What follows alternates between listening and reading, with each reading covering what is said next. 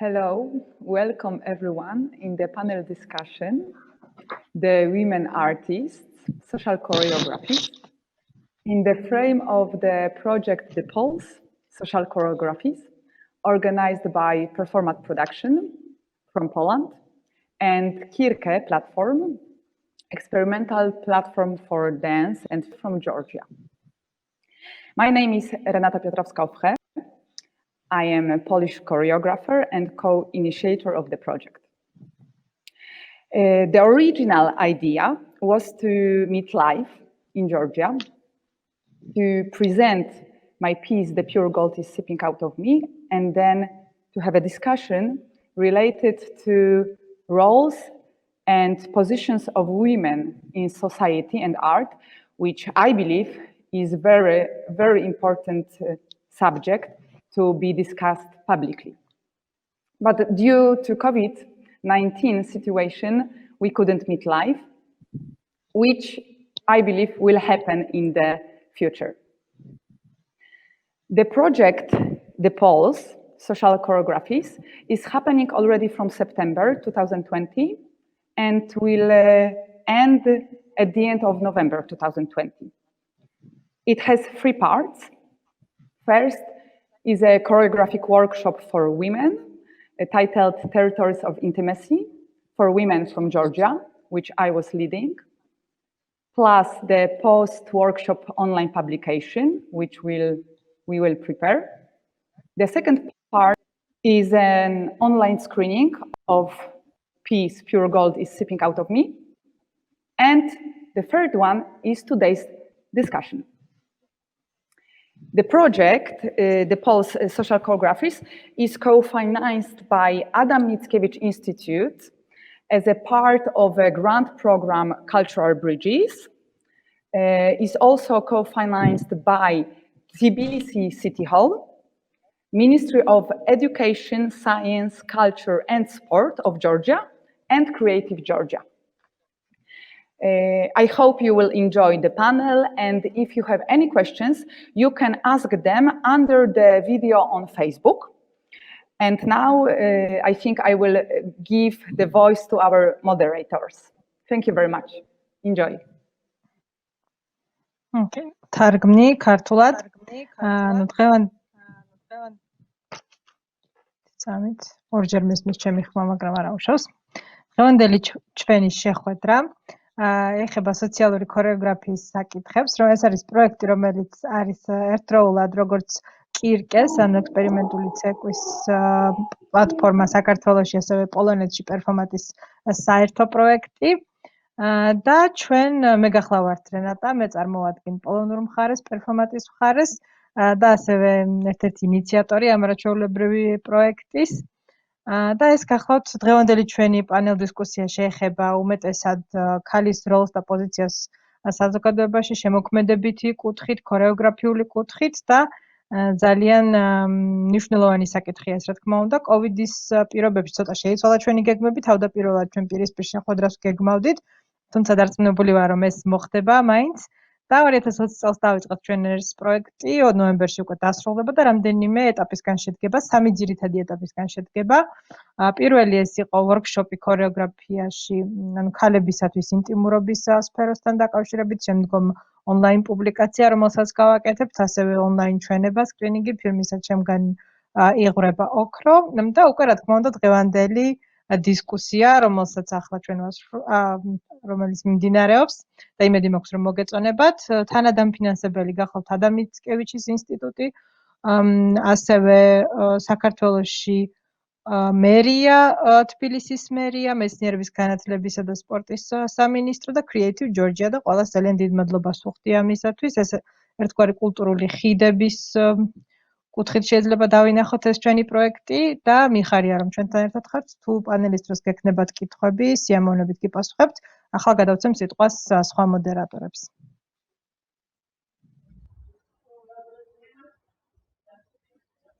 Thank you, Renata, for your introduction. As moderators, we are very happy to welcome you to the panel at the Women Artists Social Choreographies.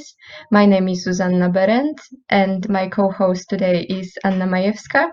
We work as researchers, theater critics, and curators, mostly together as curators. Lately, we are focused on projects which combine art, science, and new humanities.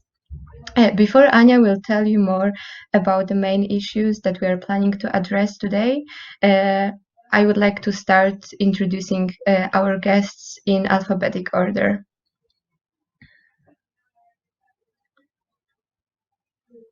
Okay, so our first guest will be Nini Huroshvili. Sorry, I will translate this part maybe because then it will be, and then I guess names do not need translation, or we'll see. დიდი მადლობა პირველ რიგში შესწავლისათვის.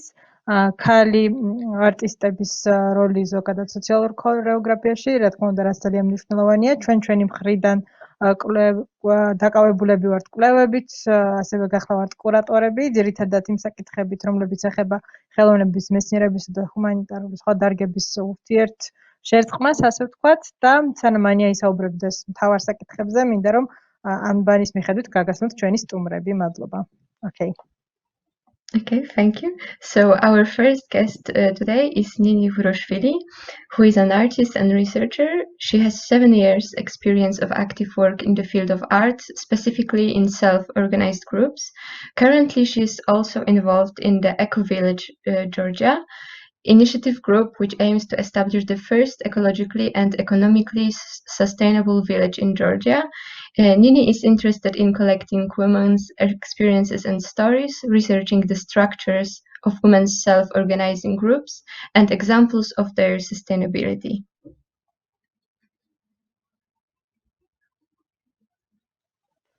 ჩვენი პირველი სტუმარი გახლავთ ნინი ხურაშვილი, თუ სწორად გავიგე გვარი. 7 წლის გამოცდილება აქვს მას, ის არის როგორც ხელოვანი, ასევე მკვლევარი, ის ასევე დაკავებულია საქართველოში ეკო Villages projektit და დიდი სიამოვნებით გაგაცნობთ მას. Okay, our next guest comes from Poland. Honorata Martin is painter, performer, and multimedia artist. In her work, she uses different forms of art. She is interested in the strong emotions which accompany fighting for our own limits and fears, searching for limits of psychological, physical, and emotional strength, which she tries to present through both brutal and humorous forms. She won third prize in the Gepard competition in 2011 and audience awards at Art Biennale in Gdańsk in 2012. In 2016, she was nominated for Politica's Passports.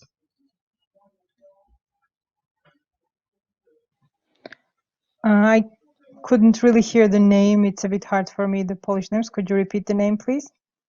Of course, Honorata Martin is our next guest. Okay. Thank you. So, Honorata Martin არის ჩვენი შემდეგი სტუმარი, რომელიც არის როგორც ხელოვანი მულტიმედია არტისტი და სხვადასხვა ფორმებს იყენებს საკუთარი თავის ექსპრესიისათვის. ის ძირითადად არის დაინტერესებული ემოციებით, ფსიქოლოგიური ლიმიტებით, საზღვრებით, შიშებით და როგორც ფსიქოლოგიური, ფიზიკური, ემოციური საზღვრებით და ამ საზღვრების დარღვევით, ასე ვთქვათ, მან 2011 წელს მიიღო გეპარდის კონკურსში მონაწილეობა, ასე 2016 წელს იყო ნომინირებული ერთ-ერთი პრესტიჟული პოლონური ჯილდოსათვის გდანსკში. მადლობა. And our next guest is Renata Piotrowska-Ofret, who had already welcome everyone.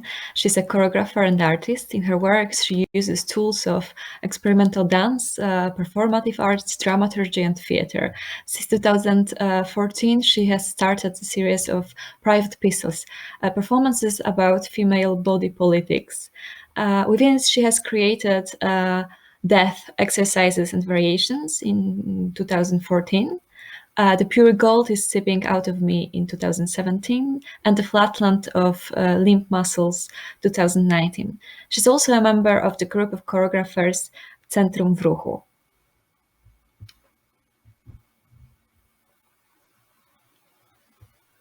დეგი ჩვენი სტუმარი არის რენატა, რომელიც პეტროვსკა, რომელმაც ასევე თავდაპირველი სიტყვა ან მოგესალმათ, თავდაპირველად ის გახლავთ ქორეოგრაფი, არტისტი, დრამატურგი დაინტერესებულია თეატრით, ის არის ასევე დაინტერესებული ქალის სხეულის პოლიტიკით და მის მან წარმოგვიდგინა სწორედ ჩემგან იღვრება სუფთა ოქრო 2017 წელს, 2019 წელსაც ჰქონდა ნამუშევრები. Okay, thank you. We would also like to welcome Anna Subeliani, a queer activist, a human rights defender, and a journalist.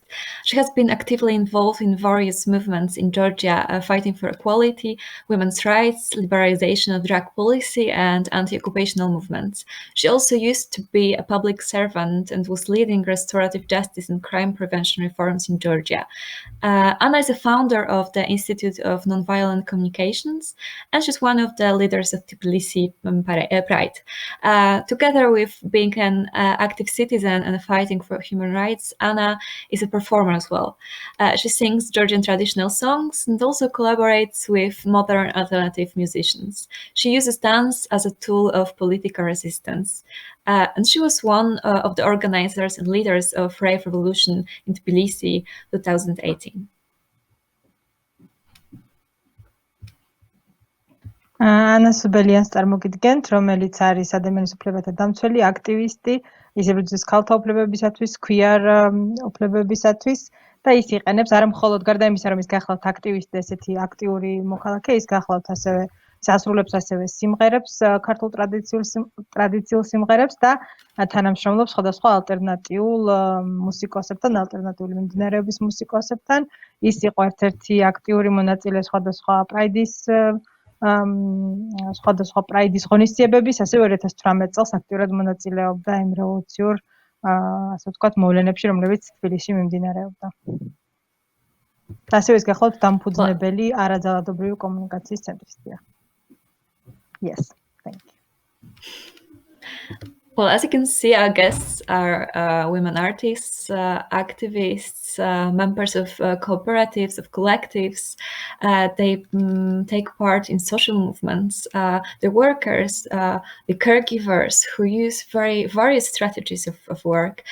And while we were researching our guests' practices, we considered two issues as crucial in the context of their works.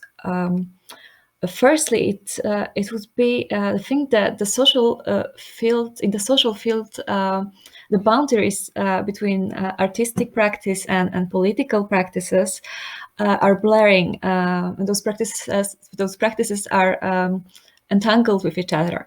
And this, secondly, is the issue that various spheres of women work and actions are dependent on various conditions shaped by a patriarchal system. And in that context, what interests us during this conversation are the questions about relations between women artistic practice and women political practice, about cooperation, women's solidarity, women's resistance and defiance, and women's bodies in the context of reproductive policies, as well as the issue of care work. And we would like to talk about our guests' practices and working conditions in that specific political context. And before we start, it's just a quick reminder to all of the audience that you're welcome to ask your Facebook or via YouTube, and those questions will be answered in the last part of the panel. პირველ რიგში ვიტყვი, რომ ისეთი მრავალფეროვანი წარმომადგენლები გვყავს დღეს სტუმრად, როგორც სოციალური სფეროდან, ასევე აქტივისტები, ხელოვნების წარმომადგენლები და უკვე ძალიან საინტერესოა ჩვენთვის ის ფაქტი, რომ ხელოვნებასა და პოლიტიკას შორის თითქოს ნელ-ნელა ეს ზღვარი იშლება, იმიტომ რომ ადამიანები ცდილობენ წარმოაჩინონ ხელოვნების საშუალებით ეს პოლიტიკური საკითხები და ამაზე ყველაფერს, რა თქმა უნდა, გავლენას ახდენს პატრიარქალური სისტემა, რომელიც, ასე ვთქვათ, ამ წინააღმდეგობის სახით გვევლინება კიდევ ერთი წინააღმდეგობის სახით. ეს შეიძლება იყოს რეპროდუქციული პოლიტიკა და სხვადასხვა საკითხები, რომლებიც მნიშვნელოვანია განსაკუთრებით ქალებისათვის და დღეს ჩვენ გვინდა ვისაუბროთ იმ პრაქტიკებზე და სამუშაო პირობებზე, რომლებსაც აწყდებიან ქალები თავიანთი ამ საქმიანობის განმავლობაში. თუ რა თქმა უნდა გექნებათ შეკითხვები, შეგიძლიათ დასვათ Facebook-ის ან YouTube-ის საშუალებით, ჩვენ სიამოვნებით გიპასუხებთ პანელის ბოლო ნაწილში. Okay. Okay, so according to what Anya said a moment ago, our first question for all of you will be how you perceive your position as women working in the fields of art, activism, and how this position is affected by the political situation in your countries. What are your material and symbolic position, and what are your working condition? And can we start with Nini? Because the first question we would like you to ask in alphabetical order, and then we will direct the question to you.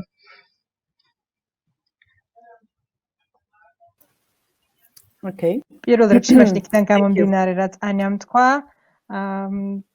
ხელოვნებასა და აქტივიზმს შორის გვაინტერესებს, ანუ თუ როგორ ვცდილობთ თქვენ გამოავლინოთ ეს თქვენი ხელოვნება და როგორ ვცდილობთ იმოღვაწეოთ, იმუშაოთ ამ ხელოვნების დარგში, აქტივიზმის კუთხით და რა გავლენას ახდენს თქვენზე პოლიტიკური სისტემა, ისევე როგორც მატერიალური, სიმბოლური, ასევე სიმბოლური კუთხით და მაშინ ვისურვებდი რომ დაეწყო ნინის თუ შეიძლება. Thank you for your question, and thanks for having this panel and having me as a guest. So I would like to start from my personal experiences firstly, and then I want to say a few words how I see how the politics, generally the political structure and the institutions work in Georgia, the way I see it. Of course, like according to some research and so on. Since like my experiences were connected to the self-publishing from the very beginning, it's already like 8 years or more. And me as a like female artist, I experienced, lots of different barriers from the very beginning, because there are pressure from the society, from the like very early childhood when you're raising. It's also very hard to actually choose the field of art you want to work in. And there are, you have a very different influences, like from the parents or even from the lectures and so on, that like males are most of the time way more dominant, way more successful and so on. Of course, the tendencies more or less are changing, but we are still facing quite even positive discrimination, like in the different fields of art, and negative discrimination as well, because there are things you can't really overcome, and there are things you can't actually handle by your own. So I actually wanted to say a few words generally about how I felt in different places, like in different countries, me as a Georgian artist, because I would like to say that since we are facing the different factors, let's say like colonization of the different powers, and in art you have it like you can actually feel it like very strongly, let's say. So in the Western countries, when I was making some artist in residencies, you could always feel that you were discriminated positively because you're coming from the like poor country, like economically poor country, and you might have another advantages in this case. But and you're also a woman, and when you're talking about the patriarchal system, when you're connecting the patriarchal system to the capitalism and how generally this chain works, also in the art world, then you actually feel all this pressure around you. And when we are talking about general politics in Georgia, I want to say that, like, for example, there was one research. We made this research 2 years ago together with the British Council, and we researched 11 industries of 11 cultural industries. And we figured out that, for example, in the performance art, since we are specifically talking about the performance art now, we have lots of cases when the directors are mostly males, and also in the theater, and also actually in the movie industry. And it's very interesting to notify why, and why being a director is connected to have more power over somebody, and to have even more power to abuse somebody or sexually assault and so on and so on. And you have like this main medium chain in different fields of art. It can be, for example, like curators. It can be mostly curators who are most of the time women. It's also very important, like how the gender roles are actually spread. And this research, what I'm talking about, and I don't want to go like in a very further details because maybe there will be some other questions, was made in 4 different countries. It was Ukraine, Georgia, Azerbaijan, and Armenia. And in most of the countries, you had quite similar results, quite similar findings. That, for example, males who are mostly painters, let's say, working in the visual arts, and females who are actually taking care of them, you know, like contributing their work or distributing their work or promoting and so on, because males have this comfort to be fully realized in arts. And then women are the ones who are taking all this management and bureaucracy on their own shoulders. So I think it's also very important to see this is the politics and this is the reality what we are facing now. And it's also very, very important to ask the questions how we can overcome, how we can actually develop and make the art field generally more equal, like generally equal, not only females and males, non-binary and so on. Thank you. Okay. Thank you. ჩემი პირადი პირველ რიგში ძალიან დიდი მადლობა ამ კითხვისათვის და ზოგადად პანელში მოწვევისათვის. ჩემს პირად გამოცდილებას რაც შეეხება, უკვე 8 წლის განმავლობაში, ასე ვთქვათ, მე თვითონ ვაქვეყნებ ჩემს ნამუშევრებს, თუმცა აი ამ წნეხს, რომელზეც ჩვენ საუბრობთ, უგრძნობდი ბავშვობიდანვე და მაგალითად იმ კუთხით, რომ თქვა თუნდაც მშობლებისგან, თუნდაც მასწავლებლებისგან, ლექტორებისგან, თუ რომელი ხელოვნების დარგი უნდა ამერჩია და რა თქმა უნდა ჩემს ქვეყანაშიც კაცები არიან დომინანტები ამ კუთხით, თუმცა ეს ტენდენცია რა თქმა უნდა ნელ-ნელა იცვლება. არსებობს როგორც პოზიტიური დადებითი დისკრიმინაცია, ასევე ნეგატიური დისკრიმინაცია და რაც შემიძლია ვთქვა არის ის, რომ მაგალითად საქართველოშიც დასავლეთის ქვეყნები, ასე ვთქვათ, უყურებენ გარკვეულწილად საქართველოს ანუ პოზიტიური დისკრიმინაციის კუთხით, როგორც ისეთ ღარიბ ქვეყანას. და იქ ერთმანეთს ერწყმის, ასე ვთქვათ, კაპიტალიზმთან დაკავშირებული პრობლემები, გენდერულ დისბალანსთან დაკავშირებული პრობლემები და ჩვენ მაგალითად ჩავატარეთ საქართველოში ასევე საბჭოსთან ერთად, რომ ძალიან ხშირად, მაგალითად, რადგან ჩვენ დღეს ვსაუბრობთ საშემსრულებლო ხელოვნებაზე, აქ რეჟისორები თეატრში, ისევე როგორც კინოში ხშირად არიან მამაკაცები, თქვათ კურატორების და ხშირად მათ აქვთ სწორედ აი ეს ძალაუფლება, რაც ხელს უწყობს მათ მიერ სხვადასხვა ძალაუფლების ბოროტად გამოყენებისკენ, სექსუალური შევიწროებისკენ და ასე შემდეგ. თუნდაც, როდესაც ვსაუბრობთ ჩვენ მსგავს ქვეყნებზე, ხო, ანუ თქვათ სახვითი ხელოვნების შემთხვევაში, მხატვარი კაცების შემთხვევაში ხშირად თუ ისინი არიან, ასე ვთქვათ, ხშირად კაცები, ხშირად ხდება ისე, რომ ქალები არიან სწორედ ის ადამიანები, რომლებიც ხელს უწყობენ მათ ყველანაირად ეხმარებიან, ასე ვთქვათ, უვლიან მათ საქმიანობას და კაცებს აქვთ ყველანაირი შესაძლებლობა იმისათვის, რომ გამოავლინონ თავიანთი პოტენციალი, ანუ ქალები თავიანთ მხრებზე იღებენ, ასე ვთქვათ, აი ამ ბიუროკრატიულ და ადმინისტრაციულ საკითხებს. რამე თუ გამორჩა, თუნდაც დაამატეთ ქართულად, მე მგონი Thank you very much, Inini. I think you addressed the issues that will for sure come back in our conversation later, and we will also would like to try to answer the question: how can we overcome the situation that you describe? And now I would like to ask Honorata the same question that I asked Nini. So, how you perceive your position as women artist in Poland in this specific political social context and in the context of the system of production of art. დიდი მადლობა. კიდევ შეგვიძლია ვისაუბროთ თუ როგორ შეიძლება გადავლახოთ ეს პოლიტიკური და სოციალური ბარიერები და მინდა რენატას ვკითხო იგივე კითხვა, თუ როგორ ხედავთ თქვენს პოზიციას, როგორც ქალი ხელოვანის პოზიციას აი ამ საკითხებში. მადლობა.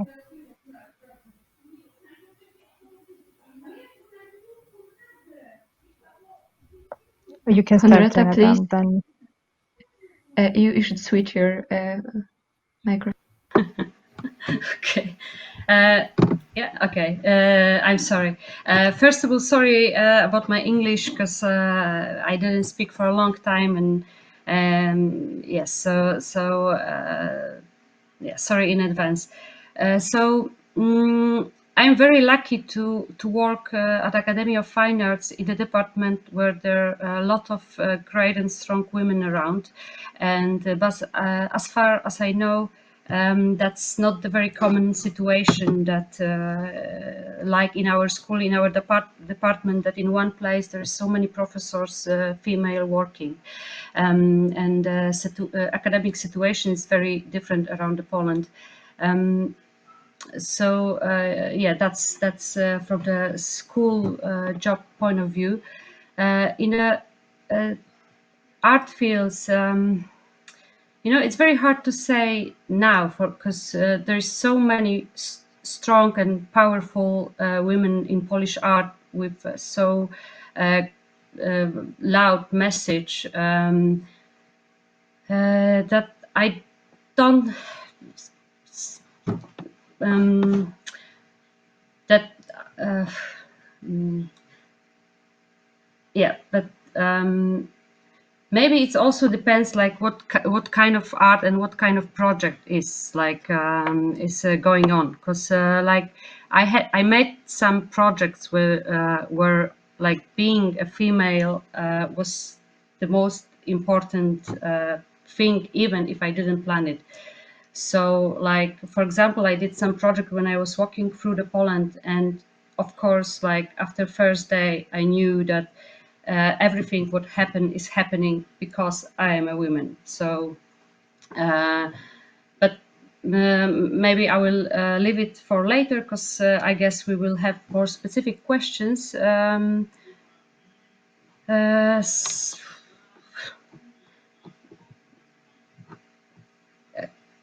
Sorry, do you hear me? Because it's... Yeah, we hear you well. Yes, we can I hear think you. that, yeah. Okay, sorry, because Salome the silence will now is so deep that translate. okay, the silence was so deep that I was almost sure that I lost the connection. Okay, I'm sorry. No, you have it. It's okay. Okay. It's okay. Should I interpret already? Okay. პირველ რიგში ბოდის გიხდით ჩემი ინგლისურისათვის, ცოტა დიდი ხანი გავიდა, მას შემდეგ რაც ბოლოს ვისაუბრე. მე ჩემთან, ანუ აკადემიურ სფეროში ზოგადად იშვიათია ის, რომ ქალები ესეთი ძლიერები არიან, როგორც ეს ხდება ჩემ გარშემო. ჩემი კოლეგები არიან ძალიან ძლიერი ქალები, ეს ეხება პროფესორებს და სხვათა შორის პოლონეთში ზოგადად ძალიან ბევრი ძლიერი ქალია, ანუ ცოტა მიჭირს ასე გამოყოფა ამ საკითხის, იმიტომ რომ ხელოვნების დარგში ძალიან ბევრი ძლიერი ქალია, რომელსაც აქვს ასეთი ხმამაღალი გზავნილები და ალბათ ეს ყველაფერი დამოკიდებულია იმაზე, თუ რა ტიპის პროექტზე ვსაუბრობთ ჩვენ. ყოფილა ისეთი პროექტები ჩემს კარიერაში და ჩემი გამოცდილების ასე ვთქვათ, გამოცდილებაზე დაყრდნობით, როდესაც ყველაზე მნიშვნელოვანი იყო სწორედ ის, რომ მე ვარ ქალი და ყველაფერი ვიცოდი, როდესაც იქ ვიყავი, მეგრძნობდი, რომ აი ეს ჩემი ქალად ყოფნა იყო ესეთი გადამწყვეტი და ამ საკითხებზე კიდევ სიამოვნებით ვისაუბრებ, მაგრამ მირჩენია ბოლოსთვის დავიტოვო, ასე როდესაც უკვე კითხვებიც წამოვა და ამ საკითხებზე მეც ვისაუბრებთ. მადლობა. Thank you. Okay, thank you, Henrietta. I think that we have another very important issue on our table, so the presence of women artists in academies of fine art, which is very important problem and very discussed question now in Poland. And now I would like to ask Renata to give us your view on this subject. დიდი მადლობა ჰონერატა, მიმაჩნია რომ ეს სახვითი ხელოვნების აკადემიაში ქალების წარმომადგენლობა საკმაოდ ისეთი საჭიროა საკითხი და მნიშვნელოვანი საკითხია და ამაზე კიდევ ვისაუბრებთ. ახლა რენატას ვთხოვ რომ ჩემს კითხვას უპასუხოს. მადლობა. Thank you. Okay, how I position myself in art in Poland. Well, I do work with body. I'm a choreographer and I treat the material as a concept, political concept. So both. And I do think that the body is political. I also work some autobiographical starting points. So I do take some private experiences and try to contextualize them, to put them in the bigger image among stories of other women. And I do believe that private is political also. Yes, I think that's it. That position myself. And if I would need to describe myself, I'm a freelance working artist and I am a mother also. And this role of a mother is intervening in my artistic work. So that's why I'm saying it right now. Thank you. რაც შეეხება პოზიციონირებას, ჩემს პოზიციონირებას ხელოვნების კუთხით, მე მუშაობ სხეულთან, გახლავართ ქორეოგრაფი და სხეულს ხედავ კონცეფციას, პოლიტიკურ კონცეფციას, იმიტომ რომ იმაჯნია, რომ სხეული არის დაკავშირებული პოლიტიკასთან, ანუ სხეული არის პოლიტიკა, ასევე ჩემი ავტობიოგრაფიული საკითხები თავს იჩენს ხელოვნებაში, ჩემი პირადი გამოცდილება, რომელსაც ასევე კონტექსტუალურად ხედავ და ვცდილობ დავინახო ჩემი თავი მთლიან სურათში სხვა ქალების გამოცდილების ასე ვთქვათ, რაკურსით და ვიყენებ ასევე როგორც თქვი პირად გამოცდილებას, რომ ასევე მგონია რომ პირადი ეს არის ასევე პოლიტიკური დღეს და ჩემი თავის აღწერას თუ მოვისურვებდი, ალბათ მე ვარ ფრილანსერი, დამოუკიდებლად მომუშავე ხელოვანი და ასევე ვარ დედა და ამას იმიტომ ვამბობ, რომ ეს ჩემი დედობრივი როლი ასევე თავს იჩენს ჩემს ხელოვნებაში. Thank you. Okay, thank you very much, Renata. I think that we will expand on these issues while we will ask you about the performance Pure Gold is Sipping Out of Me, which Georgian audience could watch yesterday. And now I would like to ask Anna the same question. Maybe you will focus a bit more on the issue of combining activism and art in your practice and life. დიდი მადლობა რენატა, ამაზე შეგვიძლია ვისაუბროთ უფრო მეტი კიდევ, გუშინ მქონდა ქართულ მაყურებელს საშუალება ენახა ფილმი ჩემგან იყურებას ვთაოქრო და იგივე კითხვა მინდა დავუსვა ანას, უფრო მეტად ალბათ ფოკუსი რომ გააკეთოს აქტივიზმსა და ხელოვნებას შორის ან ზღვარსა და ურთიერთკავშირზე. მადლობა. ძალიან დიდი მადლობა. მადლობა სალომე პირველ რიგში შენ რომ მაძლევ შესაძლებლობას რომ ქართულად ვისაუბრო. Thank you all and sorry that I'm not talking in English, but that feels more comfortable for me to talk in my native language and thank you for this comfort and kindness. ხო, მოკლედ მე როგორც რენეტამ სწორად გააკეთა პრინციპში სწორად დასვა საკითხი ალბათ ჩემთან ამაზე უფრო მეტად აქტივისტი ვარ ვიდრე არტისტი თუმცა ხელოვნება თავისთავად გახდა ძალიან მნიშვნელოვანი და ძლიერი იარაღი ჩემთვის ჩემი აქტივიზმის განსახორციელებლად მიუხედავად იმისა, რომ რეალურად ცეკვაც და სიმღერაც და მუსიკასთან კავშირი ძალიან დიდი კავშირი ემოციური რაღაც ჩემი პიროვნების იდენტობის ნაწილიც არის. ეს ყოველთვის იყო ბავშვობიდან. შესაძლებლობების არ ქონა გარკვეულწილად და შემდეგ უკვე იმან რომ იძულებული ვიყავი ჩემი რაღაც პიროვნული გამოცდილებების გამო რომ ჩავმულიყავი ძალიან მნიშვნელოვან ბრძოლებში და საბოლოო ჯამში გამختارიყავი ადამიანის უფლება დამცველი. რაღაცნაირად ისე მოხდა, რომ აი ამის შედეგად თითქოს მთლიანად ჩამოვშორდი აი ჩემი პიროვნების ძალიან მნიშვნელოვან ნაწილს, ხელოვნებას. თუმცა საბოლოო ჯამში მივედი იქამდე, რომ თვითონ აი ამ ბრძოლის იარაღად ვაქციე და ძალიან საინტერესო იყო ის, რომ თქვა ერთი ცეკვასთან დაკავშირებით რა გამოცდილებაც მქონდა არის ის რომ როდესაც მე ვიცეკვე პარლამენტის წინ მრავალათასიან დემონსტრაციაზე. იქ სადაც ცეკვას ჩვენ ვიყენებდით ბრძოლის იარაღად და ჩვენი მთავარი მოტო იყო რომ ჩვენ ცეკვავთ ერთად და ვიბრძვით ერთად. ვიცეკვე მემორიალზე, რომელიც არის მიძღვნილი თავისუფლებისთვის მებრძოლი ადამიანებისთვის. და ჩემს აღქმაში ეს იყო ძალიან ბრუნებრივი და ავთენტური ასე ვთქვათ აქტი, პოლიტიკური აქტი, რომლითაც მე უბრალოდ იგივე ბრძოლას ვაგრძელებდი. თითქოს ეს იქნა აღქმული სრულიად სხვაგვარად, აი ამ პატრიარქალური, კონსერვატიული და დისკრიმინაციული გარემოს საზოგადოების მხრიდან ეს იქნა სექსუალიზებული სრულიად და აი ეს მთავარი რაღაცა ღირებულება თითქოს გამოეცალა ამ ჩემს პოლიტიკურ აქტს, თუმცა საზოგადოების გარკვეულ ნაწილში მხოლოდ, რა თქმა უნდა. სალომე, შეიძლება თარგმნისთვის გჭირდება რომ პაუზა გავაკეთო, ხო? კარგი იქნება, კი, მადლობა. კი. So first of all, I think Renata put the accent correctly that I'm more an activist than an artist, but I used art as a tool for my activism, as a tool for fighting for this battle that we are having. And even though music and dance was always very important for me, and I had a very strong emotional connection to music, there were not so many opportunities maybe for me to express this because of my personal experience. But I decided to use it as a tool, to use arts as a tool for my activism, and I became a human rights activist.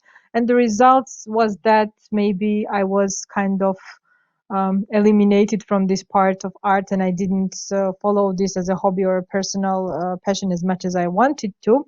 But as I said, I made it as a tool, as a weapon for the fight. And for example, when I danced in front of thousands of people in front of the parliament at the demonstration, the whole motto of this was actually we dance together, and we dance together, we fight together. And even though I fought for actually something that was higher values, and the memorial was also dedicated to people who fought for freedom, because of this patriarchy and discrimination and traditionalism, it was compiled, not understood in the correct way as it was taught by me. Of course, I perceived it completely differently, so it was depleted of this value, unfortunately. Of course, not by everyone, but by many people. So yes, this was the challenge in this case for me to actually express what I wanted to express and to bring it to the society the way I thought about it. გავაგრძელებ რომ მოკედ ეს იყო ჩემი ღრმარწმენით ჩემს ასე ვთქვათ სქესთან და გენდერთან იყო ძალიან ბმაში ის აგრესია რომელიც მე ამ ქმედების გამო მივიღე და ეს არ იყო უბრალოდ რაღაც ჩვეულებრივი რამ, იმიტომ რომ იგივე გაუკეთებიათ მამაკაცებს. ასულან თქვათ არ უცეკვიათ შეიძლება, მაგრამ ასულან ამ მემორიალზე დამდგარან, მაგრამ ეს ცეკვა იყო განსაკუთრებული აგრესიის მიზეზი და ის რომ ქალიც ეკავდა, იმიტომ რომ ეს ხშირ შემთხვევაში რაღაცა ესეთ ინტერპრეტაციებსაც იღებდა, რომ თითქოს მე სტრიპტიზი ვიცეკვე და ამით შევარაცხავი სამშობლოსთვის თავგანწირული გმირები და ასე შემდეგ.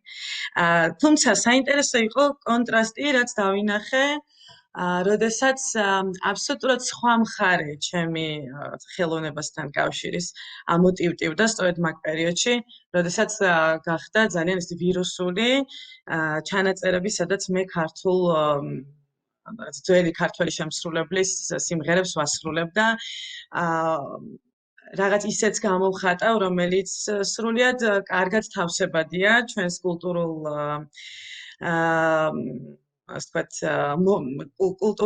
კულტურასთან და ჩვენს ტრადიციებთან და იმ აღქმასთან, როგორი უნდა იყოს ქალი, კდემამოსილი, არ ვიცი ამას როგორ თარგმნილი სალომე, მაგრამ კდემამოსილი, მოკრძალებული, ტრადიციების დამცველი და აი აქ დავინახე ძალიან საინტერესო რეაქციები და საზოგადოების დაბნეულობა, რომ თითქოს ლოგიკაში და ბმაში არ იყო ერთმანეთთან ის გამოხატვის ფორმები, რომელსაც მე მიმართავდი სხვადასხვა შემთხვევაში და თითქოს აი ეს ყველაფერი გარკვეულწილად იქცა რაღაცნაირად დამაკავშირებელდა ასე ვთქვათ ხიდადაც კი აი თითქოს ერთი შეხედვით სხვადასხვა მხარეს მდგარ ღირებულებებს შორის ერთის მხრივ ტრადიციები ჩვენი ეროვნული რაღაცა სიმბოლოების პატივისცემა და მეორე მხრივ ბრძოლა პროგრესისთვის თავისუფლებისთვის და თანასწორობისთვის მათ შორის გენდერული თანასწორობისთვის და ასე შემდეგ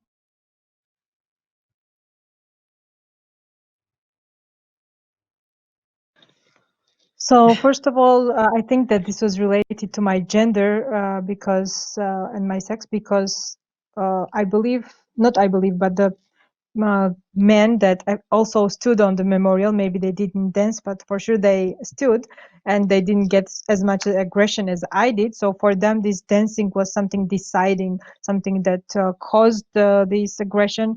And it was even interpreted as if I danced striptease and somehow insulted the heroes that died for freedom, which of course wasn't true. And another interesting fact was the contrast of the fact that at the same time when I danced on the memorial and this aggression came, also resurfaced recordings where I'm singing Georgian traditional songs. And actually, I am doing something that is very compatible with the Georgian traditions and culture, but somehow they still had the problem of my ways of expressing it. And yeah, they wanted me to be this faultless, innocent woman who is supposed to be expressing songs because otherwise it is not acceptable. I believe this became an interesting connection between respecting the traditions and culture and also this progressive developing and yeah, progress in general. Thank you. Thank you all for sharing your perspectives. Actually, with Zuzia, when we were thinking about the dramaturgy of this meeting, we shared this feeling that sharing practices is a way of enhancing women cooperation. So since now we're going to ask you each question which will be kind of inspired by the practice of one of you, but we would like to ask you all to address the general issue tackled in this question. And the first question will be inspired by Anna's practices. What seemed interesting for us is the way you perceive body and dance as a political tool, as a tool of resistance. And we also think that the issue of body and women body and corporeality in various ways is addressed in each of your practices, but in very different in very different paths you do this. So the general question would be: how do you perceive body, women corporeality in your work in the political context? Mm-hmm. And the first person may be Anna, because the question was inspired by your practice. როდესაც ჩვენ ფიქრობდით ჩვენი დღევანდელი პანელ დისკუსიის, ასე ვთქვათ, დრამატურგიულ ნაწილზე, ჩვენ ფიქრობდით, რომ ჩვენთვის საინტერესო იქნებოდა თქვენი გამოცდილებების მოსმენა და ესეც მოხდა, რა თქმა უნდა, და შემდეგი კითხვები გარკვეულწილად იქნება შთაგონებული თქვენი გამოცდილებებიდან, თუმცა გვინდა რომ ეს ზოგადი საკითხებიც იქონიოთ მხედველობაში. პირველი კითხვა არის ანას გამოცდილებაზე დაყრდნობით.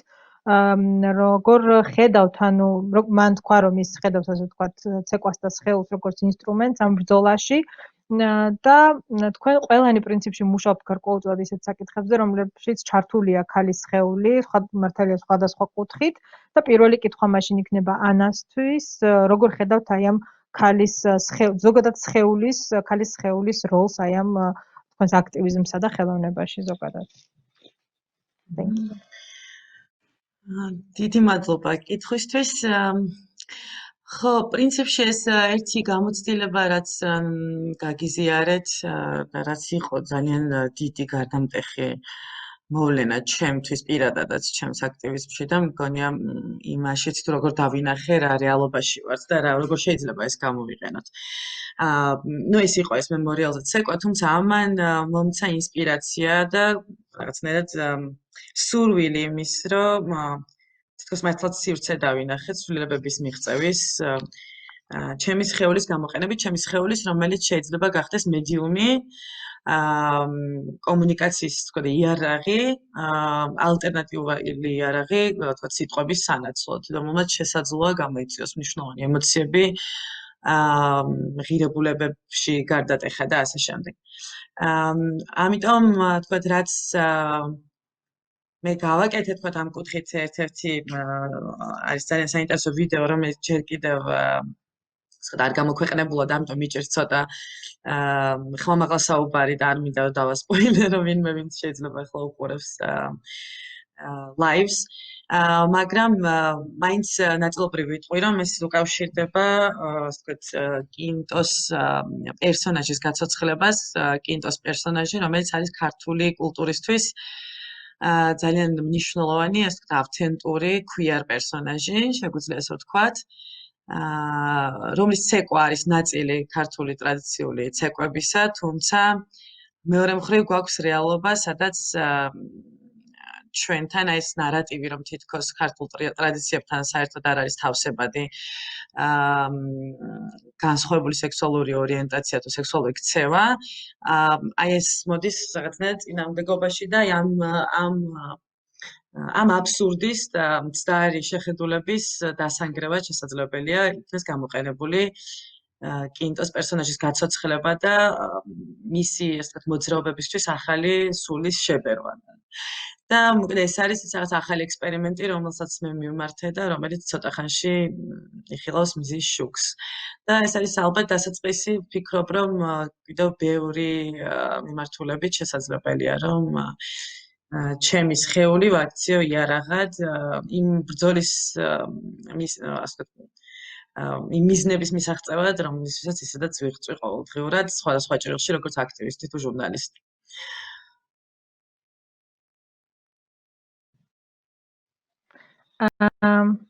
So, first of all, I think that this event of me dancing on the memorial was somehow the event that acted as a deciding crucial point, something that transformed me in a way and made me think and inspired me to think how to use this space actually for improvement and how to cause change and how to use my body as a medium and to use it as an alternative for words and maybe to express emotions in a different way, in a more powerful way to change values maybe. And something that I worked afterwards was also inspired by this, and it is not published yet, so I don't want to give you any spoilers for those who are maybe watching live right now. This is about a Quinto character. Quinto is the name of a Georgian dance character that is very traditional, very authentic for the Georgian culture, but their movements are quite queer, you could say. So this somehow shows that the different sexual behavior or sexual orientation is not that foreign for the Georgian culture. So that's why I decided to revive this character and to blend my own movements, my own character into this. And this is an experiment that will soon be published. And I'm very excited to see of course, the reactions, and you will also see. So this is somehow how I started to use my body as a weapon, as an instrument, as a tool, and to use it for the same goals I fight for every day as a journalist, as an activist anyway. So thank you. Thank you, Anna. And now maybe we're gonna reverse this alphabetical order. So Renata, can I ask you to tackle this problem? დიდი მადლობა ანა, შეგვიძლია ახლა შევატრიალოთ ანბანის მიხედვით და რენატას თქო რომ იგივე საკითხზე გვიპასუხოს. მადლობა. If I understand right, you want my perspective on dance as a tool of resistance, yeah? Basically, how I see it. Not exactly, actually. Renata, actually think about the way you perceive women's body and corporeality in your practice in the political context. Obviously, in works of Anna, in her practices, body is a tool of resistance, but and in yours, in some way, you can perceive it as well in this direction. But maybe in different ways as well, so you can make it broader. ანუ კითხვა იყო რომ მიგულისხმობა თუ არა ცეკვა და სხეული როგორც პოლიტიკური წინააღმდეგობის ინსტრუმენტი და დაზუსტა რომ ანუ ეს იყო ანას ასე ვთქვათ გამოცდილი, თუმცა უფრო ზოგადად შეგვიძლია ვისაუბროთ ასევე ქალის სხეულზე ზოგადად პოლიტიკურ ჭრილში და როგორ შეიძლება დავინახოთ სხეული და ქალის სხეული განსაკუთრებით აი ამ ხელოვნებისა და პოლიტიკის მიმართულებით. So the body for me is full of desires and emotions which are not controlled. They cannot be controlled. So in a way, by the other. So there is a power in it. I believe that there is a power in it, that in this fact of not, that someone cannot really control it from outside, yeah? And I think that this is for me dealing with in artistic practices, dealing with desires of the bodies, yes, of people, but still desires connected to the bodies. This is something political for me. This is some way of activism for me, although I'm not an activist. Well, I do go on the streets lately, yes, but I'm not an activist maybe as Anna is, for example. But somehow I see my art as being a part of some political activism. Maybe Salome, I will give you the... Yes, thank you very much. ანუ მე საქმე მაქვს ასე ვთქვათ სხეულთან იმ კუთხით რომ ვაკვირდები და მაინტერესებს ეს სხეულის სურვილი, ემოცია, რომელიც ვერ გაკონტროლდება გარედან, ანუ სხვებს არ შეუძლიათ მისი გაკონტროლება და სწორედ აქ ვხედავ აი ამ განსაკუთრებულ ძალას და იმ პოტენციალს, რომელიც ნიშნავს იმას, რომ სხეულს სხვა ვერ გააკონტროლებს. და უფრო ხელოვნების კუთხით ვდგები, ანუ თუნდაც ეს იყოს არა სხეულის მიერი სურვილები, სხვა სურვილები შეიძლება იყოს დაკავშირებული სხეულთან, ასე რა თქმა უნდა თავისთავად სხეულის მიერი სურვილები და ამას მივხედავ როგორც პოლიტიკურ აქტივიზმს. თუმცა, ამ ბოლო დროს მეც გავდივარ სხვათა შორის ქუჩაში და მიწევს პროტესტებზე სიარული, თუმცა მე ვერ ვიტყოდი რომ ვარ აქტივისტი ამ სიტყვის პირდაპირ მნიშვნელობით, როგორც ეს ანას შემთხვევაში ხდება, უბრალოდ მე ჩემს ხელოვნებას ვხედავ აი ამ პოლიტიკური აქტივიზმის ნაწილად. Thank you. And thank you, Salama. And of course, going a bit farther, I do believe that we have desires which cannot be controlled, but because the body is entangled in the system, often we are kind of imprisoned in the system and we don't see ourselves anymore in control of ourselves. So for me, the choreographic processes I'm dealing with are a lot about reappropriation of my own body, reappropriation of my desire, my or the group desire, yes, because it depends, well, individual, it's a shared experience, yes, in choreographic work very often. So there is this, at least believe in me and in reappropriating, and it comes to me now the beautiful text of the Silvia Federici, probably you know it, The Praise of a Dancing Body, which talks exactly about this reappropriation of the body as a political tool to change, yes, as political tool to transform something, yeah.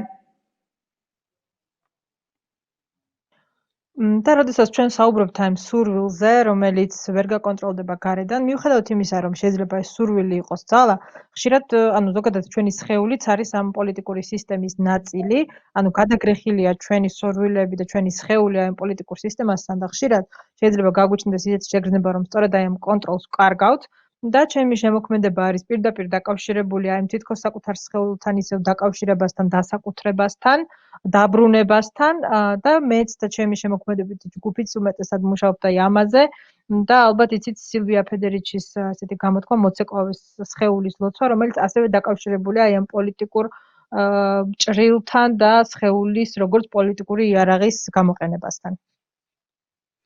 And the third part of my answer, the last one, so that when I'm talking about the desire, and more specifically, of course, that I'm working with the issues connected to politics of reproduction.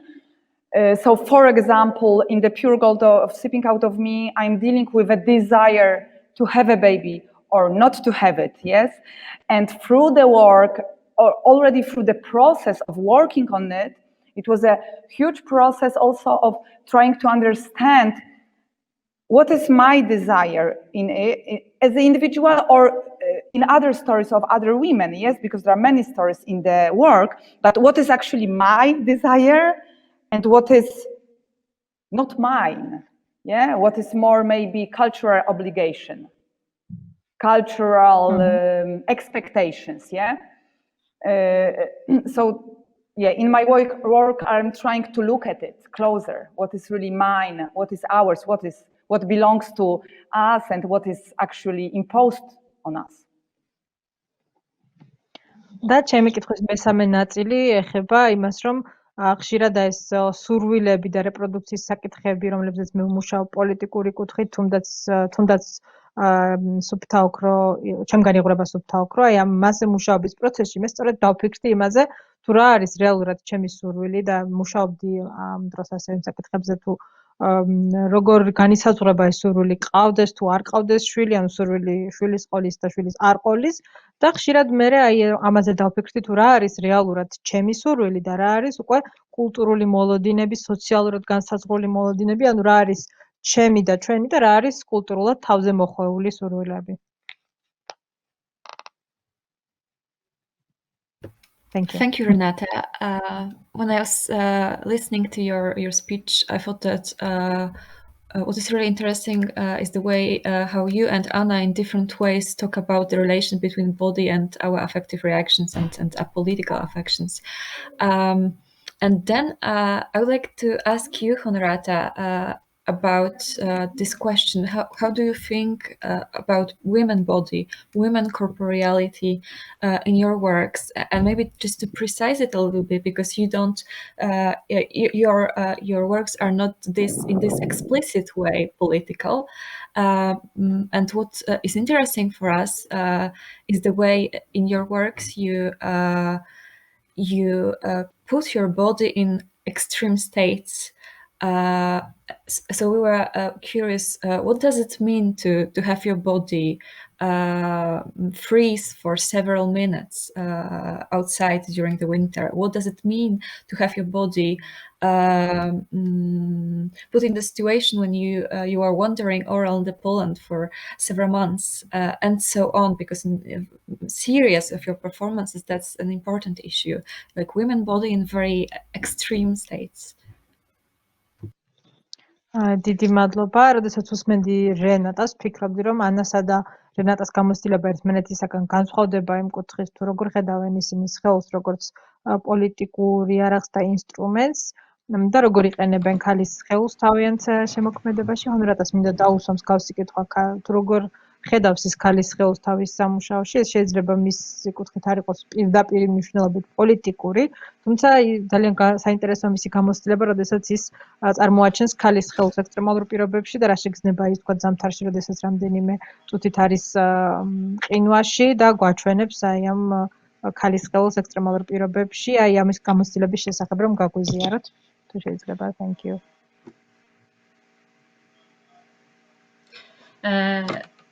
Okay, can I first say something about what Anna said before about her dancing and what people say and what they told about the expectation about the, I don't know, women movements. And I thought about the protests which are now around the Poland, and I think they're the biggest protest in this decade. And it's quite a similar situation for me, because the women started to say, like, they're really angry. Yeah, they started to say, fuck off from my body, from what I want, from what I need, and from my decisions. And what's quite funny for me that people started to be like very sensitive, like there's around the Poland, like you can read and hear that the women they shouldn't act like that. Yeah, they shouldn't use the swearings, or they should be more sensitive, delicate, you know. And there are like plenty of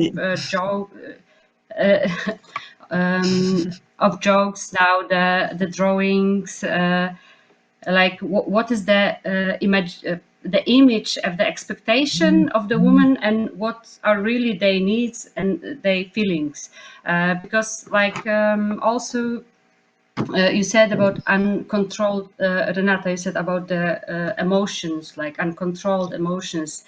And I think like what I say is like the body is a medium, but also the words, the voice, I don't know, the hands which draw something can be also full of emotions which are hard to control. And that's what we see now, like in whole Poland. And what is like very very strong, like it's dominated the debate now, and like that's that for me. It's amazing the changes, like we can say and do like really everything, and we don't have to control so much ourselves anymore. Like like no, it's no, and like sorry, fuck off is fuck off. Like stop. There is no moment and time to explain everything, and to like trying to trying to fit the image somebody has drawn. And so for me it's the same. Like I did, like it's we can say that I can say that for me it was uncontrolled emotions of my brain and my body, like trying to draw something, and reactions were quite the same. Like it shouldn't be like that by a woman. And what about the work now? You had asked me. Can I please say about the other work, or not about the one I was freezing? Yeah, obviously, it was just Because an example. yeah. Sure. Okay, because I don't have I don't know how much we have. Sorry. Yeah, sure. I will translate the first part, and then because otherwise I will omit something. Thank you. ანუ როდესაც ჩვენ საუბრობდით ემოციებზე, რომლებიც არის რთული გასაკონტროლებელი და როგორც მედიუმზე, ასე ვთქვათ, ასევე მინდა ვთქვა, რომ აი ეს ანამ ასევე დამაფიქრა იმაზე, რომ მისი მოძრაობები იყო, ვთქვათ, აღქმული როგორც ქალისთვის შეუფერებელი. ჩვენ როდესაც რომ ახლა პოლონეთში ამ 10 წლების მანძილზე შესაძლოა ყველაზე დიდი პროტესტებთან გვაქვს საქმე, ქალები არიან ძალიან გაბრაზებულები და ისინი ამბობენ პირდაპირ ცენზურის დაცვის გარეშე, ვთქვათ, გააჯვი ჩემი სხეულიდან. და ადამიანები აი ეს სოციალური, ასე ვთქვათ, რეაქცია, საზოგადოების რეაქცია, რა თქმა უნდა, ამის მიმართ არის ესეთი მძაფრი და მგრძნობიარე, რომ ქალები არ უნდა იქცეოდნენ, ასე ქალები უფრო დელიკატურები, ესეთი დახვეწილები უნდა იყვნენ. და ამ დროს ქალები იყენებენ ისეთ სიტყვებს, ასე ვთქვათ, გამოხატვის ფორმებს, როგორიც არის ხატვა, სხვადასხვა პლაკატები. და ჩემი აზრით ესეც საკმაოდ ძლიერი იარაღია და საკმაოდ რთული გასაკონტროლებელია. და უკვე მიხარია, რომ აღარ ვართ იმდენად ქალები, ასე ვთქვათ, იმაზე იმდენს აღარ ვდარდობთ, როგორ მოვერგებით ამა თუ იმ იმიჯს და როგორ დაგვინახავს საზოგადოება და პირდაპირ შეგვიძლია ვთქვათ ცენზურის და გარეშე, რომ არანიშნავს არას, გააჯვინიშნავს გააჯვის. და ჩემთვის საკმაოდ მნიშვნელოვანია ეს ყველაფერი. ანუ მე ვხედავ, რომ ვთქვათ, ხელიც არის ისეთი, ასე ვთქვათ, სხეულის ნაწილი, რომელმაც შეიძლება დახატოს და ამით გამოხატოს აი ეს ემოცია და კი ბატონო, როდესაც მეც ასე ვთქვათ ვხატავდი და ჩემს პოზიციას ვაფიქსირებდი, ისევ იყო მსგავსი რეაქცია, რომ ქალი არ უნდა იქცეოდეს ასე. და შემდგომ თქვა, რომ თუ შეიძლება გაყენვის ნაცვლად სხვა გამოცდილებაზე ისაუბრებს. Thank you.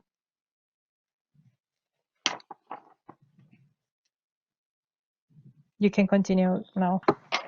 Okay, thank you. Yes, thank you. So yeah, I wanted to say about the other work because the Gymno, the one when I was like frozen, I think the feeling of being cold is the same for men and women. Like there is no much difference. It's more about being a human, or even more about being a animal. So there were the works when I was like this kind of like Gymno and few others.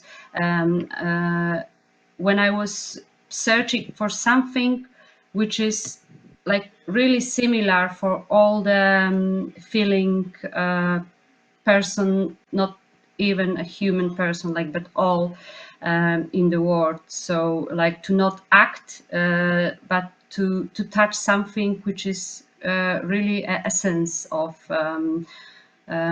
feeling. Yeah, so like the cold, it's very it's something, the coldness, the being frozen, it's something, it's hard to act, to pretend. It's something like when you feel it, it's like it determines your way of speaking, of moving, everything.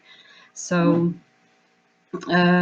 so yeah, so that was the answer for a half question. And the other like I said before about the work like going into Poland, and it was the work when I left home and I was walking through Poland for like 2 months or something, and really like I didn't, of course I knew that the guys in Poland, they love to make jokes about sex, like sex podtext, but I didn't know they like it so much. And I didn't know like if I walk like for 10 hours, like almost every man I met had to make some jokes about yeah, about my sexuality, or about a single woman being alone in the country, and that like determinate all the work, all every day, and everything like I felt, because like I could, it was very hard to feel safe. Like if for example, like when I'm like at home on with the people I like, I know, and you know there's some way of acting by some stranger men would not make me feel very insecure. But being alone, like somewhere in the countryside, without any contact with the people I know, or without any other contact with the world, there was not the time of smartphone, and even if it was, I didn't have one with me. So like I depend on people. Like I depend if somebody let me to sleep in the grass, or like yeah, every moment, like of these 2 months, my if I feel really sorry about my English, it's like I need to switch. So like from like at least 10 times per day I heard kind of jokes like, okay, you can sleep in my garden, but you know you have to pay me, you know, and you know how to do it. Yeah, so it was like every day, every time the same. And oh my god, what's the lonely girl, what are you doing here, you know, I can, I don't know, drop you somewhere, but you know it's not for free, or what are you doing at nights when, and every day. So it felt so really like all the time I was more and more and more insecure. And then like I realized that there are always two sides. So because the one side was I felt insecure, and I really was like had enough of the kind of jokes and like conversations every day. But the second part was that I knew that because they see me as a lonely poor girl, probably they will help me easier. That if I'm like yeah, after a while maybe I met a guy, and he was a guy from Pakistan. It was like really big and strong man, and he said that people in Poland are really not polite, yeah, and that it's really hard. And I said, no, they're not so unpolite, you know, maybe they make a jokes or something, but at the end they're gonna to help you. And he said, no, they're not, you know. I asked like some people, he was just few days somewhere in Poland, like by coincidence. And then I realized that, yeah, probably if I'm like a Pakistani man, it would be much harder. So and so they were always like two sides, because they were trying to take care of me. Yeah, they treat me as I'm sorry, I missed the words, but Princess? they, sorry, Weak, maybe. yeah, weak, not, but The princess. bezbronna. Someone who Bezbronna. needs to share. Sorry, bezbronna. Vulnerable. Yeah. Yeah. Okay. Yeah. So they treat me, and because of that, they tried more and more to, I don't know, to check how much I can stand. But from the other hand, that they were helping me, and luckily nothing bad happened. And these 2 months were really good experience.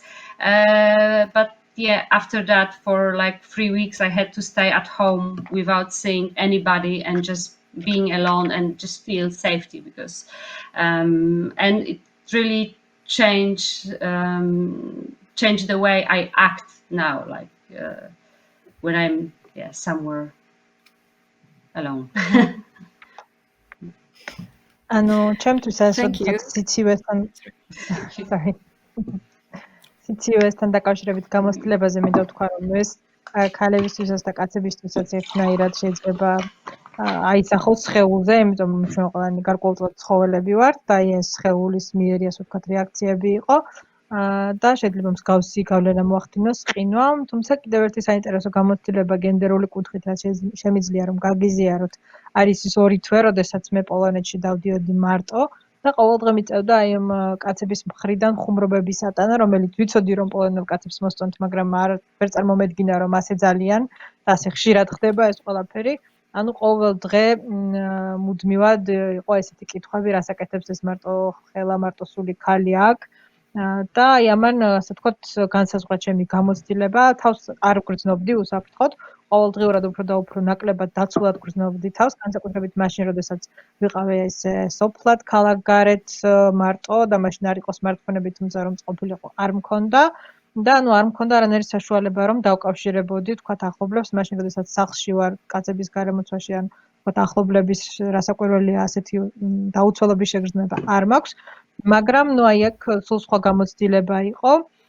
და ვთქვათ, მეუბნებოდნენ, შეგიძლია კი ჩემთან დაიძინო, ვთქვათ, ჩემს ეზოში ბალახზე, მაგრამ უნდა გადამიხადო და ხვდები ხო, ანუ როგორ უნდა გადამიხადო და აი ესეთი მსგავსი კომენტარები იყო, ან რას აკეთებ აქ მარტო და საკმაოდ დაუცველად გრძნობდი აქედან გამომდინარე თავს, თუმცა მივხვდი ასევე რომ აი ეს ხუმრობები ხშირად რჩებოდა უბრალოდ ხუმრობებად და გარკვეულწილად მაინც მხედავდნენ როგორც ესეთ მარტოსულ და დაუცველ ქალს, რომელსაც უფრო ეხმარებიან, იმიტომ რომ მე ვესაუბრე ერთ პაკისტანელ კაცს, რომელიც იყო ესეთი დიდი, ძლიერი აღნაგობის და მან მითხრა, რომ პოლონელები არ გამოირჩევიან მაინც და მაინც ცდილობით და არ მეხმარებიან და მე ვთხარი, ასე ვთქვათ, შევეწინააღმდეგე, რომ ეს ვთქვათ, შეიძლება ისინი ხუმრობენ, მაგრამ მაინც გეხმარებიან, ჩემი გამოცდილებიდან გამომდინარე და მან მითხრა, რომ არა, იმიტომ რომ რამდენიმე დღე გაატარა მანაც ასე ქალაქგარეთ და მას არ დაეხმარნენ და მივხვდი, რომ შეიძლება ეს ყოფილიყო მეორე მხარე იმისა, რომ მე რადგან ქალი ვიყავი, უფრო მეკცევდნენ როგორც ესეთ მოწყვლად დაუცველ არსებას და მე უფრო მეხმარებოდნენ, ვიდრე ვთქვათ, დაეხმარნენ აი პაკისტანელ ადამიანს, უცხოელ ადამიანს და მოკლედ ამან შეცვალა საბოლოო ჯამში ყველაფერი კარგად დასრულდა იმ მხრივ, რომ ანუ არაფერი განსაკუთრებული ექსცესი არ მომხდარა, თუმცა მე უფრო და უფრო ყოველდღიურად უფრო დაუცველად გრძნობდი თავს და ამან გარკვეულწილად შეცვალა ჩემი შემდგომში ასე ვთქვათ, ქცევა ზოგადად და ჩემი წარმოდგენები მრავალ საკითხზე. Thank you. Thanks, Honorata, and thank you for bringing up the important context of current protests in Poland against this freeing the abortion law. And Nini, what do you think about those issues in the context of your work? დიდი მადლობა მნიშვნელოვანი საკითხების წარმოჩენისათვის, აბორტის კანონმდებლობასთან დაკავშირებით პროტესტების ხსენებისათვის და გადავიდეთ ნინისთან, შენ რას ფიქრობ, თქვენ რას ფიქრობთ ამ საკითხთან დაკავშირებით? ქალის სხეულის Thank you. I was actually very sorry. Yeah. That's okay. So I was actually very curious, like to listen all the respondents, like the guests, because I think for me it's like one of the very important topics I've been thinking about maybe last 2 years. And in the end of 2019, I decided that okay, like this is me and this is my body, and what kind of relationship I am in with my body, I need to somehow discover. So I, of course, need to talk with the other woman. Before, like, I stopped, like, I don't know, using all the cosmetics and everything, like 5-6 years ago. I don't shave anything, So I always somehow, like, I get some attention, like maybe on the shore when I'm swimming or so on. So I'm kind of used to it, but I don't go in the further discussions. It's just like my personal choice. It's my body, and I like it the way it is, like the wild and so on. So then I was like, okay, I need to talk with the other women, how they feel about their body. It's not about just artists or something, but I had like interviewed 15 women from 10 different countries. And some of them were teachers, like one of them was painter, for example. Some of them were researchers. One of them was my mother, and so on. So I was just like wondering, okay, like you as a woman, like when do you find your gender? When was the time you realized that, okay, I'm a girl, or am I female? Or maybe you discovered that you're something else than just female? And how was the situation of developing your gender? And what was your body connection as the time passes by, like in the school or at the university or in your social networks or in your neighborhood and so on. And I think I found so many interesting examples that, maybe I can also share some findings. But do you want to translate, Salome, first? Or Yes, thank you.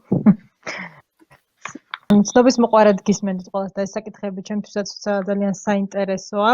ანუ დაახლოებით 2019 წლის ბოლოს ან დავფიქრდი მე იმ საკითხზე თუ რა არის ჩემს სხეულთან კავშირი, რა არის ჩემი კავშირი ჩემს სხეულთან უпростоრად და გადავწყვეტე რომ ამაზე მესაუბრა სხვა ქალებთანაც. დაახლოებით 5-6 წელია, ხო, აღარ ვიყენებ კოსმეტიკას, არ ვიპარსავ და რასაკვირველია ეს აქედან გამომდინარე ხშირად ვიქცევ ყურადღებას და მისვამენ სხვადასხვა კითხვებს, განსაკუთრებით მაშინ თქვათ, როდესაც აუზზე ვარ და ამას ამჩნევენ და მაგრამ ძალიან არ ვუღრმავდები პასუხის შემთხვევაში, უბრალოდ ვამბობ, რომ ეს არის ჩემი პერსონალური პირადი არჩევანი. და მაინც დავინტერესდი, ანუ როგორ გრძნობენ ქალები, როგორ გრძნობენ ამ კავშირს საკუთარ სხეულთან სხვა ქალები და გავესაუბრე, ანუ ერთგვარი კვლევა ჩავატარეთ 15 ქალთან 10 ქვეყნიდან. ეს იყვნენ სხვადასხვა პროფესიის წარმომადგენლები, მასწავლებლები, მხატვრები, მკვლევარები, ერთ-ერთი იყო დედაჩემიც. და მაშინ მე ვკითხე მათ თუ როდის აღმოაჩინეს, ასე ვთქვათ, ეს საკუთარი გენდერი, როდის მიხვდნენ რომ მე ვარ, თქვათ, ქალი, ამ დედრობითი სქესის და შემდგომ რა მოხდა ამ აღმოჩენას, ხო? ანუ როგორ განავითარეს საკუთარ სხეულთან კავშირი და დროთა განმავლობაში როგორ შეიცვალა მათი დამოკიდებულება თავიანთ სხეულთან, რა გავლენას ახდენს გარემო, მეზობლები, ნაცნობები, ასე შემდეგ ამ აღქმაზე. და საკმაოდ საინტერესო მაგალითები მოვისმინა, შემიძლია ესენი რა თქმა უნდა თქვენს გაგიზიაროთ. Gramtir Salome Targunas. Thank you. I mean, before I move to the findings of the research, I want to say a few things that I was very much interested also in the indigenous people and the females, like the women who had been living as indigenous people. And since Renata also mentioned how we see our body, like women body, as a political tool, or just like, I don't know, political even action, because it's not something which is frozen, it's always like acts. So I was very curious to research and of course read Silvia Federici, because I guess she's one of the favorite writers for the feminists. But what I want to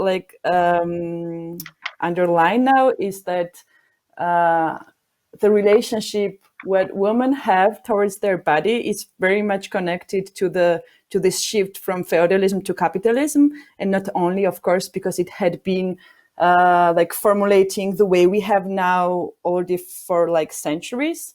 But this nuclear family, to create family as an institution, I think it's very big part of how we women see our own bodies. Because when we have like witchcrafting in our history, when we have such a cruelty and all this violence which had been done against of the woman, against of the sexualization of the body, and how free the woman had been, for example, in the Middle Ages, like I'm talking about the 10th, 12th century and so on, when we have this witchcrafting and when we have the image and archetype of the free woman, and how closed down is the woman body, like in this very specific tiny beauty standards, how you're supposed to look like.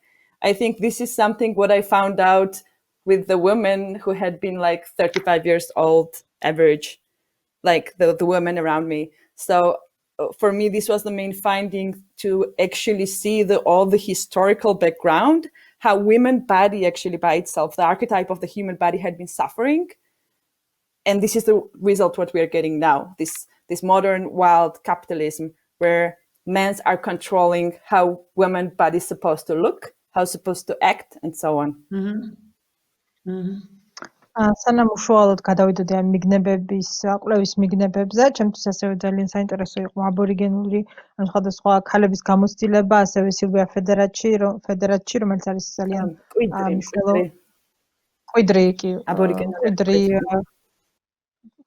მკვიდრი ქალი მოსახლეობის გამოცდილება, სილვია ფედერატშის სხვადასხვა ნაწერები ამასთან დაკავშირებით და როგორ არის ზოგადად ფეოდალიზმი და კაპიტალიზმი ერთმანეთთან დაკავშირებული აი ამ კუთხით და როგორ შეიცვალა ფორმულირება ქალის ხელთან დაკავშირებით, როგორ შეიქმნა ეს ოჯახის როგორც ინსტიტუტის და ესეთი ბირთვის ინსტიტუტი და საიდან წამოვიდა ეს ძალადობა ქალის ხელზე და სექსუალიზაცია საიდან დაიწყო შუა საუკუნეებში მეგულისხმობს სადღაც მე-12 საუკუნეებს, როდესაც ასე ვთქვათ უკვე დაიწყო ამ ქალების აღქმა როგორც გრძნეული და ასე შემდეგ და ანუ ქალის ჩარჩოებში მოქცევა და რა კავშირი აქვს აი ამ არქეტიპს და ზოგადად იმ ისტორიას, რომელიც ქალის სხეულმა გამოიარა და ტანჯვას, რომელიც ქალის სხეულმა გამოიარა დღევანდელ დღესთან და კაპიტალიზმთან და რამდენად დაკეტილი, ჩაკეტილი და ესეთი ვიწრო ხედვა არის ქალის სხეულის სილამაზის და სტანდარტების, რომელიც გვაქვს დღეს შედეგად და როგორ ახდენენ კაცები, როგორ აკონტროლებენ კაცები იმას, თუ რა ითვლება ლამაზად და რა არის სილამაზის სტანდარტი და როგორ უნდა გამოიყურებოდეს საერთოდ ქალი.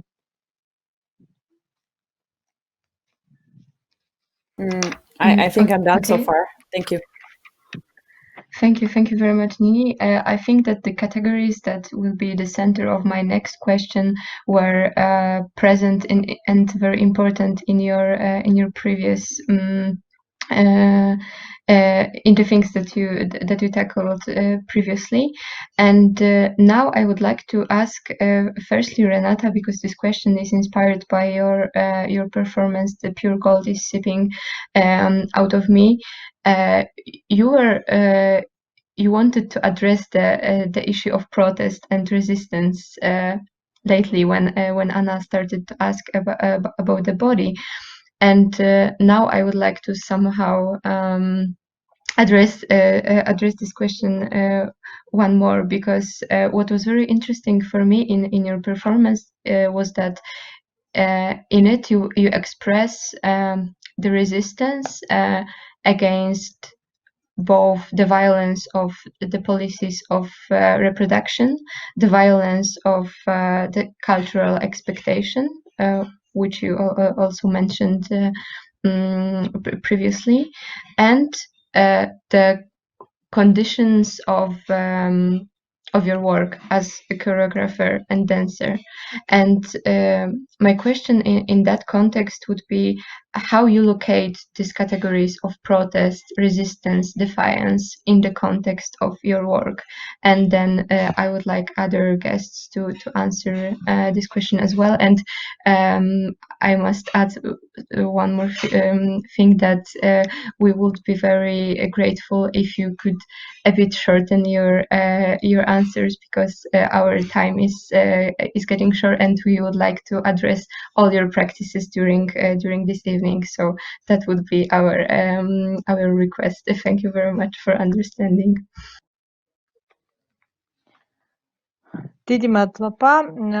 ახლა მინდა რენატას ვკითხო, იქიდან გამომდინარე, რომ მან ასევე ისაუბრა გავლა პარალელები ანას გამოცდილებასთან და ის ასევე თავის ნამუშევარში სუფთა ოქრო იღრება ჩემგან, ანუ მან ისაუბრებს ასევე წინააღმდეგობაზე, სხეულის, ასე ვთქვათ, გამოყენებაზე, წინააღმდეგობის კუთხით, იმ ძალადობაზე, რომელიც შეიძლება იყოს კულტურული მოლოდინებით თუ რეპროდუქციასთან დაკავშირებული კანონმდებლობა. და ის პირობები, რომლებშიც ქალებს უწევთ და მას უწევს მუშაობა, ჩემი კითხვა მდგომარეობს შემდეგში, როგორ წარმოუდგენია, როგორ ხედავს ამ კატეგორიების ადგილს თავისი მუშაობის კონტექსტში და ასევე მინდა გთხოვოთ, რომ შემოკლოთ ცოტა თქვენი პასუხები თუ იქნება მის შესაძლებლად, დროში ცოტა შეზღუდულები ვარ და მინდა რომ ყოველს გამოცდილებაზე მაქსიმალურად ამომწურავად ვისაუბროთ. Okay, I will be very short. I will try. The resistance or the protest, the issue of protest, yes, the protesting in my work, the pure gold is seeping out of me. I see it in a very basic thing is because we make those stories of different women visible and public. So for me, already making them visible and public, you know, is the way to put them into the discussion. So it's a way to start manifesting. Through manifesting them, start possible discussion. ძალიან მოკლედ ვიტყვე, მაშინ აი ეს წინააღმდეგობა და პროტესტი, რომელიც ასევე წარმოჩენილია ჩემს ნამუშევარში, ჩემგან იღრება სუფთა ოქრო, აი აქ ჩვენ ვააშკარავებთ და ვასაჯაროებთ ქალების ცდილებებს, ისიებს, აი ეს წარმოჩენა, ჩვენება არის ერთგვარი მანიფესტაცია, რომლის საშუალებითაც ჩვენ ქალებს ვრთავთ დისკუსიაში და უკვე აი ამით საშუალებით ეს მანიფესტაცია ხდება იმის საფუძველი, რომ ქალები იყვნენ ჩართულნი ამ დისკუსიაში და დაიწყოს გარკვეული განხილვა ამ საკითხებთან დაკავშირებით. And then, of course, that we put those stories in the bigger context, which is a capitalism reality and economic context. And I'm doing it in this work through exactly what you mentioned, Zuza, that we are kind of also making visible the problematics around the artistic work and wanting to have a baby, yes? So this confrontation or desires or frictions which are appearing between a desire to be an artist and desire to have a baby. That's it, thank you.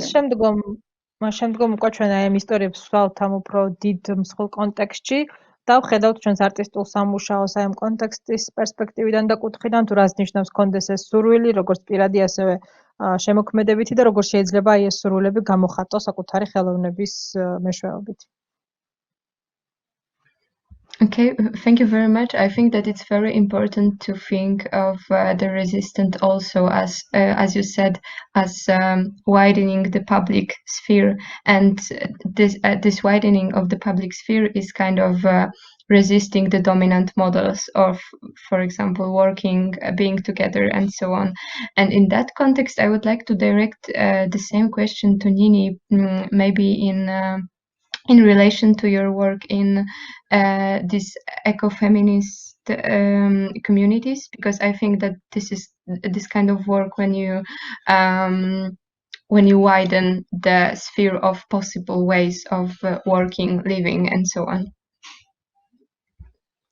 ძალიან საინტერესოა ჩემი აზრით ის, რომ აი საჯარო განხილვის სფერო უფრო და უფრო ფართოვდება და ის მიღებული, ასე ვთქვათ, მოდელები და სქემები, რომლებიც დომინანტურად ითვლება, ფართოვდება და მაშინ მინდა გადავიდე ნინისთან.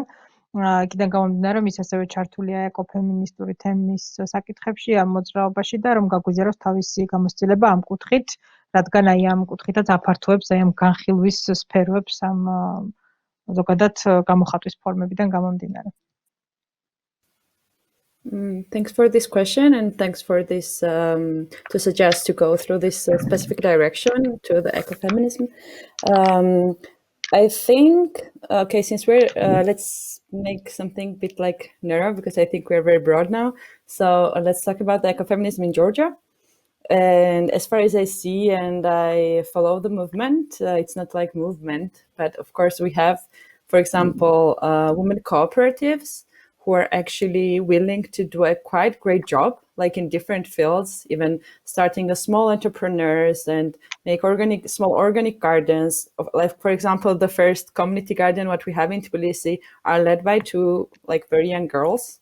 And we also have very interesting examples in the villages where you have actually women like 60 plus sometimes who are actually having this union. Sometimes it's not even structurized. They don't, of course, call them feminist movement or, like ecofeminist, I don't know, activists and so on. But that's the beauty of it, because they don't like, narrowing down their experiences. They just go for it and they just do the things what they feel it's right.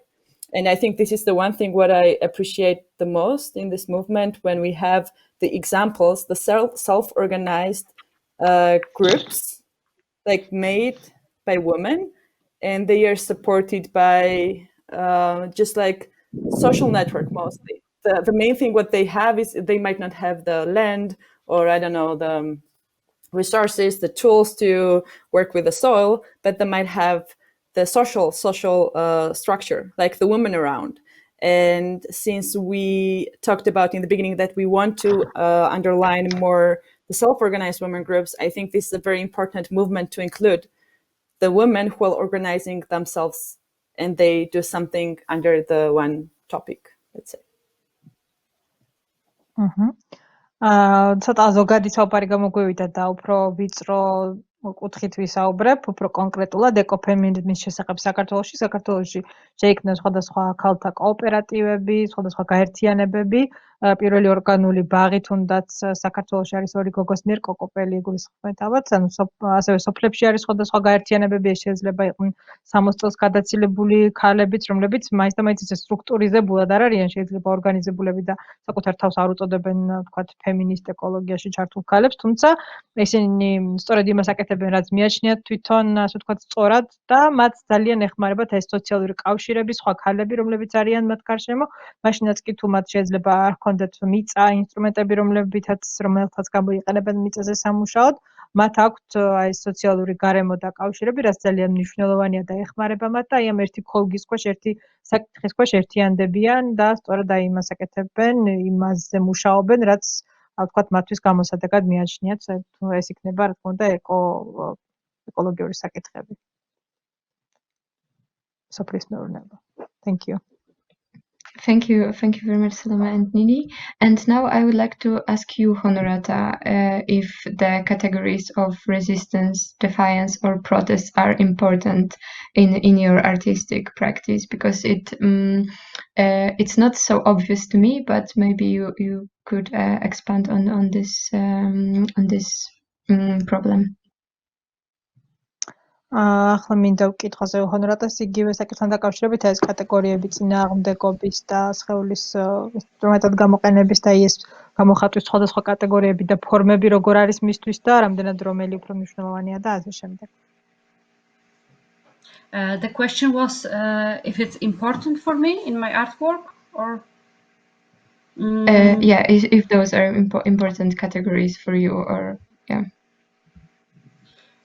It's the answer wouldn't be obvious for me, because it's important for me as for a human. Like it's important in my life, and everything what's important in my life, it's important for me in my art. But it doesn't mean that it's always so visible. Of course, everything I do is determined from what I'm thinking about right now, and the residence. It's like everything what's happening around goes into my art, but sorry. I think it affects your art. Yes, Sorry. affects my. Yes, thank you. But it doesn't mean that it's so obvious and so visible. Yeah, because uh, it's always like it's also hard like to cut life from art, and like for me it's like I'm asking the question to myself sometimes, like where is the ego, and like for example, like to make something, like to helping the people, to do something as an activist more, like where it ends the activism and start arts, and like so sometimes I have a problem, like I'm afraid that it will be more about my ego than if I take something what I do because I feel it's right and I do art project out of it. um, but also art is the main tool I have. So from other hand, probably I have to use it also to fight for the rights and to fight for the things are important for me. ჩემთვის ის ზოგადად რაც არის მნიშვნელოვანი როგორც ადამიანისთვის, შესაბამისად ასევე მნიშვნელოვანი ხდება ხელოვნებაშიც, თუმცა ეს იმას არ ნიშნავს, რომ ეს ყველაფერი ძალიან ცხადად და აშკარად არის წარმოჩენილი ჩემს ხელოვნებაში, თუმცა რასაც ვაკეთებ და რაც ჩემ გარშემო ხდება, ეს ყველაფერი აისახება და გავლენას ახდენს ჩემს ხელოვნებაზეც, თუმცა ისევ არ არის აუცილებელი, რომ ეს ყველაფერი იყოს ესე ცხადი, ზოგადად რაც ანუ სიცოცხლესა და ყოველდღიურ ცხოვრებასა და ხელოვნებას შორის კავშირი ესე საკმაოდ ბუნდოვანია, თუმცა ერთმანეთისგან ვერ გავაცალკევებთ. და კიდევ ერთი მნიშვნელოვანი საკითხი არის ხოლმე ეგო, ხშირად უსვამ საკუთარ თავს კითხვას, თუ სად მთავრდება აქტივიზმი, თქვა დაიწყება ხელოვნება და ზოგჯერ მეჩვენება, რომ ამა თუ იმ საკითხს თუ ზედმეტად წარმოვაჩენეს, ხომ არ არის უფრო ეგოს საკითხი, ვიდრე ვთქვათ აქტივიზმის, აი ამაზე ცოტა ვფრთხილობ ხოლმე. თუმცა კი მიწევს მაინც საკუთარი ხელოვნების გამოყენება, მგონია რომ ასეც უნდა იყოს აქტივიზმის კუთხით, იმისათვის რომ ჩავერთო უფრო აქტიურად აი ამ ბრძოლაში. Okay, thank you very I much. don't know I think that time we have. Okay. I would like also to direct this question to Anna. Anna, of course, you already said a lot to us about the connection between, as Honorata said, life and art and activism in your case. But I am wondering if you want to add something, maybe in the context of other guests' ideas and views on that topic. მაშინ ისევ ანას დავუბრუნდები კითხვით, უკვე ბევრი საუბრა პრინციპში ამ საკითხზე, მაგრამ მაინც საინტერესო ანუ ცხოვრებას, ხელოვნებასა და აქტივიზმის შორის კავშირზე, თუმცა შესაძლოა სხვა სტუმრების გამოცდილებიდან, ასე ვთქვათ, შთაგონება მიიღო კიდევ და შეუძლია კონტექსტუალურად კიდევ სხვა კუთხე დაგვანახოს. მადლობა. ის სწორედ ასე არის, წინა გამომცემლებსაც უსმენდი, ბევრ პარალელს ვავლებდი ჩემს პირად თუ აქტივისტურ გამოცდილებასთან. რაც თუნდაც წინა გამომცემლმა ისაუბრა, რომ მართლაც თქვათ, რისიც გჯერა აი ამის გამოხატვა ხდება შემდეგ ჩვენს აქტივიზმშიც და არტშიც. ასე არის ჩემს შემთხვევაშიც და იმდენად, ასე ვთქვათ, ბუნდოვანია ზღვრები ჩემს ცხოვრებას აქტივიზმს და ხელოვნებას შორის და იმდენად ბუნებრივად გარდამავალი აღმოჩნდა ეს ყველაფერი ერთმანეთთან, რომ ან მართლაც ასეა, ჩემი პროფესიული არჩევანიც და გზაც აქტივიზმი თუ ადამიანის უფლების დაცვისთვის ბრძოლაც იყო პირდაპირ განპირობებული ჩემი პიროვნული გამოცდილებებით, იმ ჩაგვრებით, რომელიც მე განმიცდია როგორც ბავშვს თუ ქალს და როგორც queers. და ზუსტად ეს ამან პოვა თავისი ასახვა შემდეგ ჩემს გამოხატვის ალტერნატიულ ფორმებშიც, იქნება ეს მუსიკა, სიმღერა თუ ცეკვა. და საინტერესოა ისიც, რომ აი კიდევ ვიხსენებდი, ახლა მთელი ამ დროის განმავლობაში მახსენდება ბევრი რამ, ჩემი გამოცდილებიდან ნინის კვლევა იყო ძალიან საინტერესო. ჩემ შემთხვევაში მე რაღაცნაირად ისე გამოვიდა, რომ ჩემი ირადი кейსი აღმოჩნდა კარგი მასალა კვლევისთვის, საზოგადოების დამოკიდებულების კვლევისთვისაც და სხეულის გამოყენების შესაძლებლობის კვლევისთვისაც. და ხო, სალომე გადათარგმნე ბოდიში და მე გავაგზავნე. Thank you. So when I was listening, it's okay.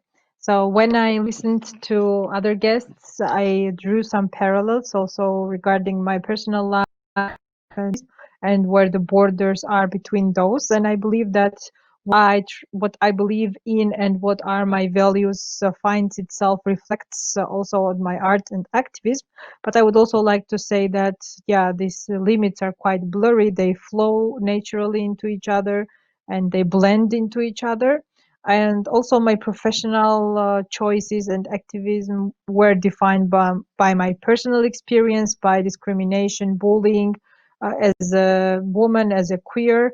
And of course, this experience is reflected in my music, singing, dance, and other forms of art.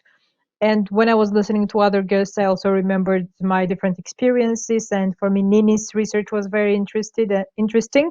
And also my case about dancing on the memorial, I think, served as to be a good material for this research also. სხვა რამ ვთქვი, ოღონდ ანუ ჩემთვის პირადად ჩემთვისაც კვლევა არის ერთგვარი ჩემსავე გამოცდილებებზე და დაკვირვება და მაძლევს საშუალებას რომ რაღაცნაირად გამაზოგადო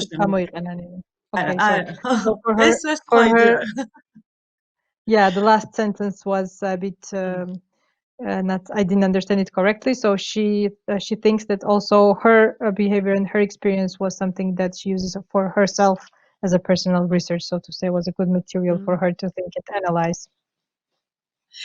და თქვათ ერთი რაც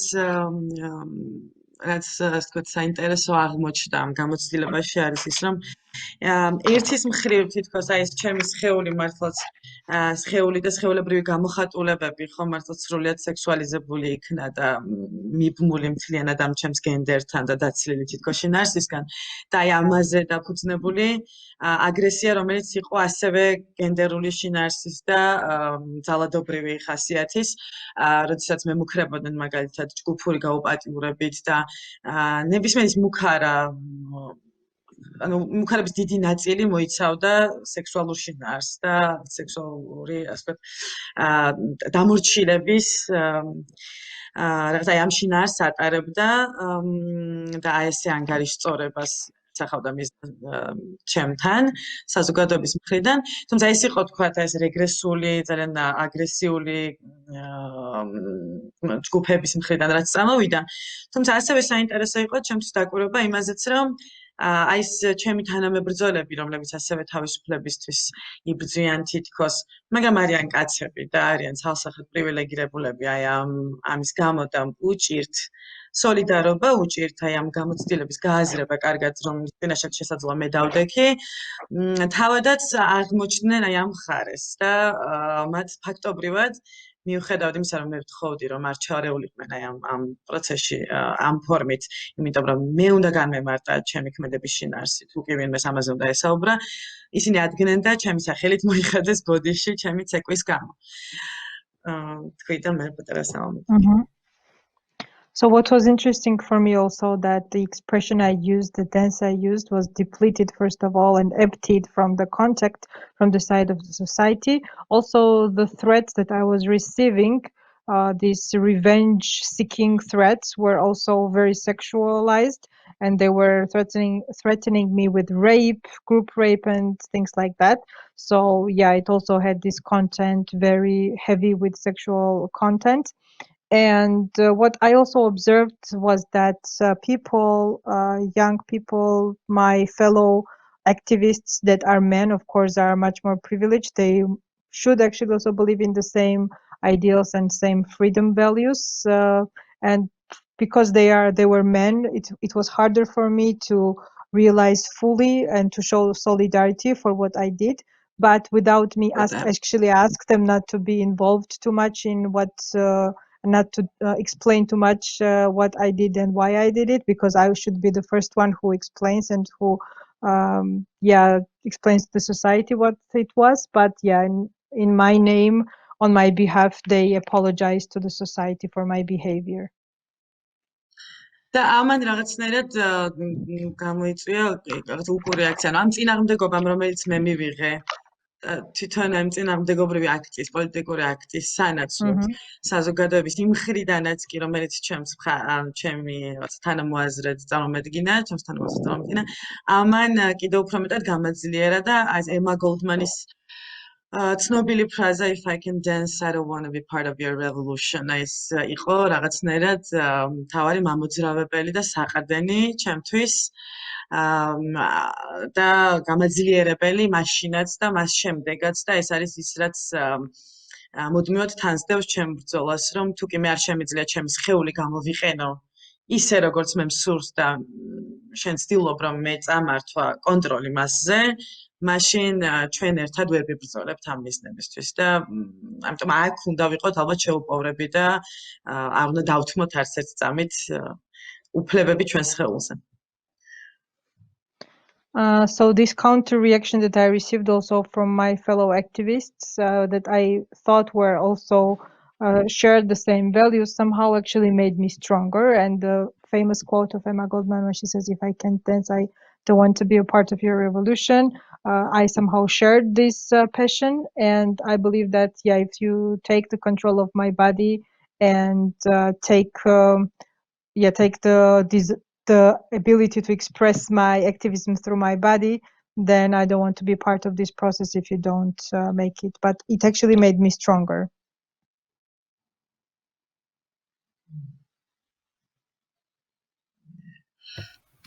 Thank you. Do you want to add anything? Okay. Well, the third question is inspired by Nini's practice, and Nini actually mentioned that before, but maybe we're going to expand on this also in the context of the perspectives of the others. So when we were researching your impact on creating and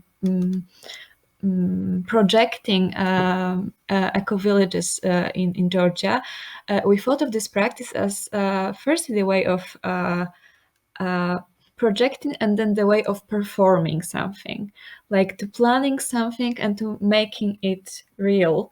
And in that context, we are interested in how in your work do you perceive the categories of cooperation, of solidarity, of working together, of thinking together, and what ways of cooperating do you think we should perform for the future? და მაშინ კიდევ მაქვს კითხვა ნინისთან, მისი გამოცდილებიდან გამომდინარე მისი გავლენა და მუშაობა ეკოსოფლების შექმნასთან დაკავშირებით პროცესი დაგეგმვის და შემდგომ შესრულებისა და განხორციელების, როგორ ხედავთ ამ კოოპერაციის, სოლიდარობის, ერთად ფიქრისა და მუშაობის საკითხებს თქვენს საქმიანობაში და ანუ ამ კოოპერაციის ფორმებთან დაკავშირებით და მისი შესრულების საკითხებთან დაკავშირებით. შეიძლება რომ გაგვიზიაროთ. Thank you for your question. Maybe I will start with, I was living in one of the eco-villages for 1 year in Scandinavia, and then I always had this feeling that like how these alternative ways of life, you know, like eco-villages in this case, because they try to be self-sustainable, they grow their own food, they try to have their own structure and so on, and how other gender roles are distributed in this kind of communities. Because like normally you imagine to have these communities like loving nature, having all this environmental and green movement who don't know, like who do non-violent communication and so on. Of course, there are these kind of practices, but of course we have lots of things to do and develop. And I think it's very important to talk about the gender roles in the eco-villages. And since I was interested in this topic, I always like to bring this example because it's something which really touches me. I'm very much interested generally in the Middle East, and like when I was looking for the eco communities or eco villages which were created by women and for women, I came across with Jinvar, and Jinvar is an eco-village, free women's eco-village, which is established in Rojava in Syria. And as far as you know, like Rojava has a very, let's say, short history as a Rojava, but Kurdistan has quite a long history, and Kurdish women by themselves. And I had an interview with them, so I had a communication how they started and so on, and how actually the women who had been middle-aged women who were coming from the very violent families, like mostly, of course, males who were violating, like who were violent. So how they were escaping and how they were creating their own structure, and how they started to develop how to cooperate, how to raise the kids, and so on. So Jinvar is one of the Jinvar is the best example in the world. Actually, it's not even like in Western Europe, in US, you can't really find the women communities, because Jinvar had been the pioneer in this case. Of course, it was the Africa actually the first in Kenya, when we have the women who left their homes because they had experiencing all this violence, and they came together and created the space, like they were holding the space where they didn't allow the violent men come in and spoil the structure what they built up. And maybe I'll stop now and then I'll finish.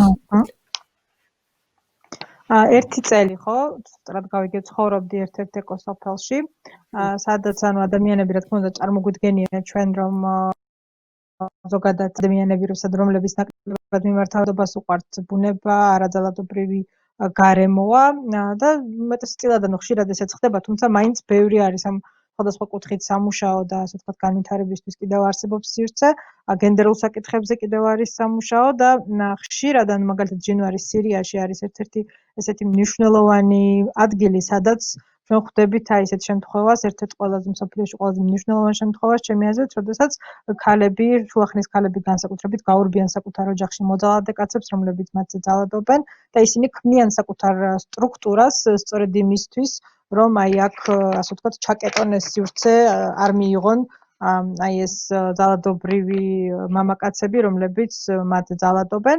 ასევე იყო კენიის შემთხვევაში ძალიან მნიშვნელოვანი ესეთი გამოცდილება, სადაც ქალებმა შექმნეს აი ეს დაცული სივრცე, სადაც ისინი ქმნიან საკუთარ სტრუქტურას და საკუთარ გარემოს უფრო უსაფრთხოს, ვიდრე შეიძლება მათ ჰქონოდათ მანამდე.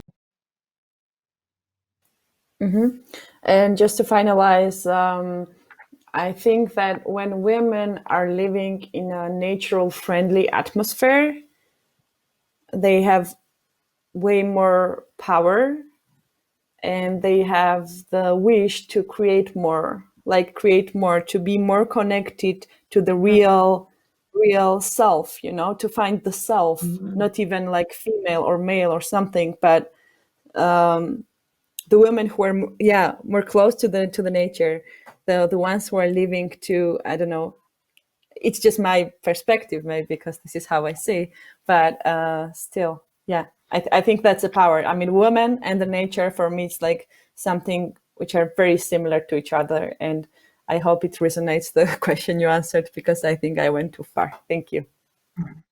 და ბოლოს მინდა ვთქვა, რომ აი ამ ბუნებრივ მეგობრულ ატმოსფეროში ცხოვრება ქმნის იმ ძალას და ქალებს უჩენთ სურვილს, რომ იპოვონ საკუთარი თავი, ვთქვათ, არა მამაკაცი ქალის, საერთოდ საკუთარი თავი და ბუნება, ჩემი აზრით, სწორედ ქმნის ბუნებასთან სიახლოვე იმ ძალას და ქალსა და ბუნებას შორის, ჩემი აზრით, ძალიან დიდი ესეთი მსგავსება და პარალელები არსებობს და ჩემი აზრია, რა თქმა უნდა, და ჩემი პირადი პერსპექტივა ის, რომ ბუნება და ესეთი ბუნების გარემო ქმნის ძალას. Thank you. And I will direct a question to Honorata. How do you perceive cooperation, solidarity, working with the others, creating relations with the others, which for me is very important in your work?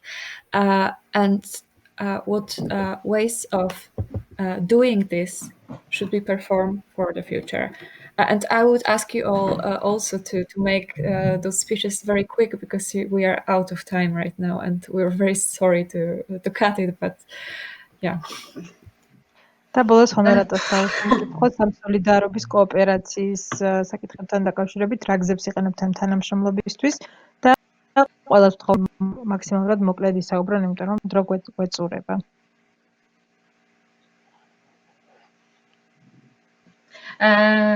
Okay. I think it's working with the people and to have the project base of collaborating. It should be always like person to person. Like the most important thing for me is like to be open, to be totally open, and like I think that the most things which destroyed everything is like any kind of stereotypes, but always like something, the projections we have about other group, other nation, other sex, other like everything. And what I observe is like it's harder now to talk like with somebody without any projections, like to have like face to face and simple talk between the two humans. And so a lot of situation I created, like trying to make like kind of social project of art, was just to create the place and the time when 2 people or 10 people can meet and just see each other as they are, and just to ask the question from the beginning, like who you are, what you do, what you like, and so on. And yeah, like knowing each other from the very base, from zero level, like to be open for each other. And that's for me the most important thing, and like for now and for the future. ჩემთვის ეს მუშაობა და კოლაბორაცია არის ადამიანსა და ადამიანს შორის კავშირი, ყველაზე მნიშვნელოვანი და პირველ რიგში გახსნილობა და ღიაობა. რა თქმა უნდა, სტერეოტიპები პირველ რიგში ანადგურებს აი ამ ღია კომუნიკაციას და გახსნილ კომუნიკაციას წინასწარ შექმნილი აზრების გამოყენებით და საერთოდ უფრო და უფრო რთული ხდება მარტივი საუბარი და მარტივი კითხვა-პასუხის რეჟიმში ადამიანებთან გახსნილად საუბარი. როდესაც გქონდა სხვადასხვა სოციალური პროექტები 2-10 ადამიანის მონაწილეობით, ასე ვთქვათ, ხშირად რთულია, რომ ადამიანებმა დასვან ნულიდან კითხვები, შეეცადონ ნულიდან გაიცნონ ერთმანეთი, ვინ ხარ, რა საქმიანობ და ასე შემდეგ. და ჩემთვის ალბათ ეს არის პრიორიტეტული ახლაც და მომავალშიც, რომ გქონდეს აი ეს ღიაობა ერთმანეთის მიმართ და ვეცადოთ ნულიდან გავიცნოთ ერთმანეთი წინასწარ შექმნილი აზრების გარეშე. Thank you.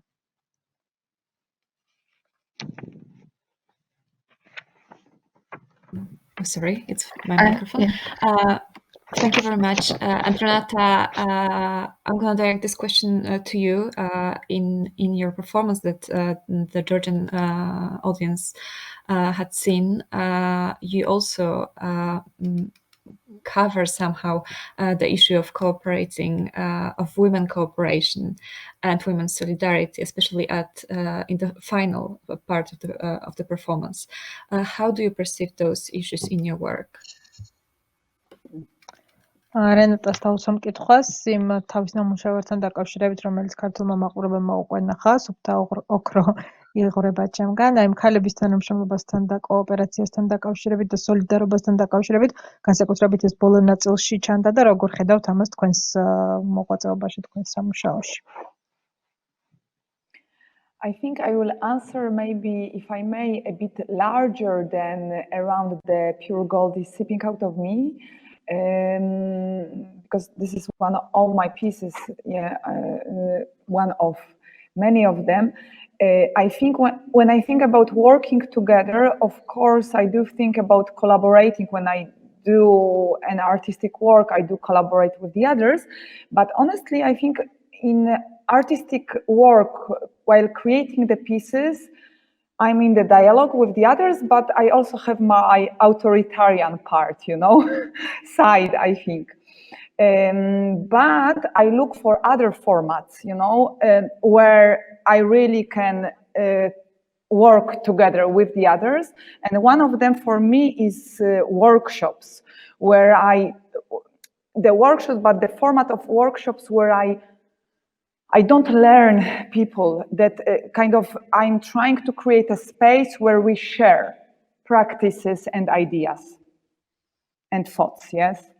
So this is for me the way of kind of exploring, working together and being together. And the second one is rather for now as projection, a desire, but it's getting to be realized. It's during the realization to create a space program for artists' mothers, which is called Institute of Care. So it will have its opening next year, and that's it. I will not develop this subject because it's another story, but this is the second way how I see myself engaging in being together and working together. რაც შეხება ერთად მუშაობას, რა თქმა უნდა, მან უფრო ვრცლად გიპასუხებ თვითონ რა ეს არის ჩემი ნამუშევარი სუფთა ოქრო იღრება ჩემგან. ანუ ეს არის ავტორი და ასევე ასეთ პროექტებზე მუშაობისას მე ასევე ვავლენ ჩემს ავტორიტარულ ნაწილს, რომელიც შესაძლოა უფრო სხვა კუთხით ნაკლებად იყოს ესეთი თანაბარ დონეზე თანამშრომლობის კარგი მაგალითი, თუმცა სხვა ფორმატების დროს, როგორც არის ვორქშოპები, ვცდილობ მაქსიმალურად შევქმნა ესეთი სივრცე, სადაც ადამიანების კი არ შევისწავლი, არამედ ვქმნი ღია სივრცე, სადაც ყველას შეგვიძლია ერთმანეთს გავუზიაროთ ჩვენი გამოცდილება და ჩვენი მოსაზრებები და აი ასეთ შემთხვევებში ერთად მუშაობთ, ასევე მომავალში ვგეგმავ პროგრამას, პროექტს, რომელიც იქნება ხელოვანი დედებისათვის და ამაზე აღარ მინდა ძალიან ისე ჩავუღრმავდე, თუმცა ეს არის ერთ-ერთი აი ესეთი თანამშრომლობის და солиდარობის მაგალითი. And I just wanted to finish and to actually to say goodbye because it's 6 afternoon in Poland and I need to leave, and the moderators and the guests, they know it because I already said it before, but I want to, dear public, dear listeners, to thank you very much. Thank you for the questions. Thank you for great answers and for me, very inspiring and provocative sometimes in my thinking. Thank you very much and hope to see you live one day. Thank you very much, Renata. Thank you. Okay. I'm gonna დაგემშვიდობებით, მოკლედ დიდი მადლობა ყველას საინტერესო კითხვებისთვის. ჩემთვის თამაგონებელია ეს პროვოკატიული, ანუ ჩემს აზროვნების დინებას ასე უფრო აწვევს სხვა თაგონების წყალძიებაში. მადლობა. Thank you. Done. Thank you, Renata. Even though you're not with us, and I'm sorry that we're late. Our organizers told us that we can have 15 minutes more, and there are no questions on the platform, so we can continue for 15 minutes. Is it okay for all of you? Okay, good. So, yeah, Renata. No, I just said I'm sorry that Renata left because I wanted to say that so to her that I think the big changes will start when there will be a project for men artists and the fathers, like for father men's artist spaces, and also when the men will start also to like we will ask this question like. Desire of being father and desire of being an artist. Like then, I think. I'm also sorry that Renata left. Oh, sorry. Yeah. ხარ რომ რენატა წავიდა, იმიტომ რომ ჩემი აზრით დიდი ცვლილებები დაიწყება მაშინ, როდესაც უკვე ჩვენ ამ კითხვებს კაცებთან მიმართებაშიც დავსვამთ, ანუ რას ნიშნავს სურვილი იყო ხელოვანი და იყო მამა. I'm also sorry that I hope men because the next question. Soon. Yeah. The next question is gonna be about care that she mentioned at the end of her speech and about Honorate's practice. But until then, I would like to direct the last question to Anna and ask you: how do you perceive cooperation of women in the context of social movements gaining political agency? But please make it very quick. I will also try to be quick. ანას დავსვამ კითხოს კოოპერაციასთან დაკავშირებით და სოციალურ მოძრაობებთან დაკავშირებით, როგორ ხდება ეს კოოპერაცია სოციალური მოძრაობების შემთხვევაში. ხო, ჩვენს კონტექსტში რაღაცნაირად ისე ხდება ხოლმე, რომ სხვადასხვა მოძრაობები, რომლებიც იბრძვიან, თქვათ, შესაძლოა ქალთა უფლებებისთვის, ქვიარ უფლებებისთვის, და ნარკოპოლიტიკის ლიბერალიზაციის და ასე შემდეგ, ამ ეს მოძრაობები ხშირ შემთხვევაში გადამფარავია ერთმანეთის, დაკავშირებული და ეს ადამიანებიც, რომლებიც ამ მოძრაობებში არიან წარმოდგენილები, ხშირ შემთხვევაში ლავირებენ აი ამ სხვადასხვა მოძრაობაში, ეს ძალიან კარგია, იმიტომ რომ ეს სხვადასხვა ხედვა და პერსპექტივა კარგია, როდესაც არის დასინქრონებული ერთმანეთთან. ყოველთვის ესე იდეალურად არ გამოდის, მაგრამ შეძლებს დაგვარად ვცდილობთ ხოლმე ყოველ შემთხვევაში. და ახლა რა იმას ვთქვათ, სურვილიც გამიჩნდა, როდესაც ნინის ვუსმენდი ამ ეკო-სოფლის კონცეფციასთან დაკავშირებით და აი ამ იდეის კავშირთან დაკავშირებით, ვთქვათ, ფემინიზმთან მიმართებაში.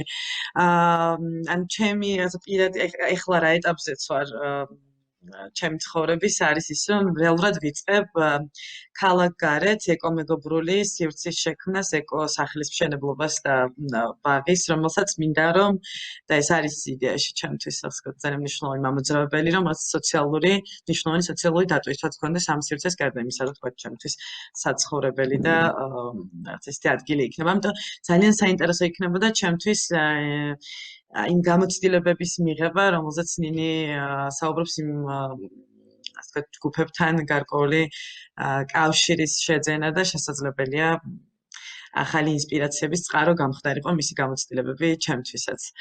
და ესეც რაღაცნაირად ამ კოოპერაციის ერთმანეთის გაძლიერების კარგი მაგალითი შეიძლება ყოფილიყო. So in the Georgian we have movements that are women movements, queer movements, drug policy movement together.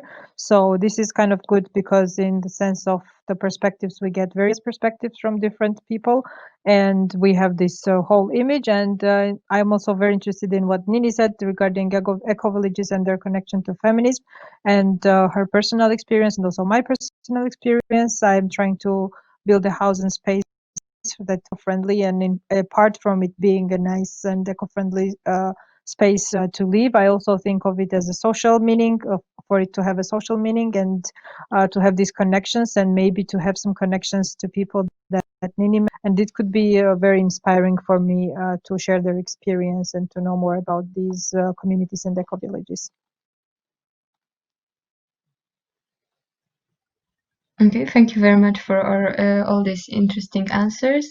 And as Anya mentioned a moment ago, now we would like to address the issue of care in the context of Honorata work, because Honorata, you mentioned some dark sides of depending on people on other people in your artistic projects, but I would like to know if the concepts of what do you think about the concept of care as a strategy in general and as a political strategy, and also in the more general dimension, I will ask all of you about the policies of care that could be useful for you as women, as artists, activists, and politically engaged persons. So that would be the starting point for us.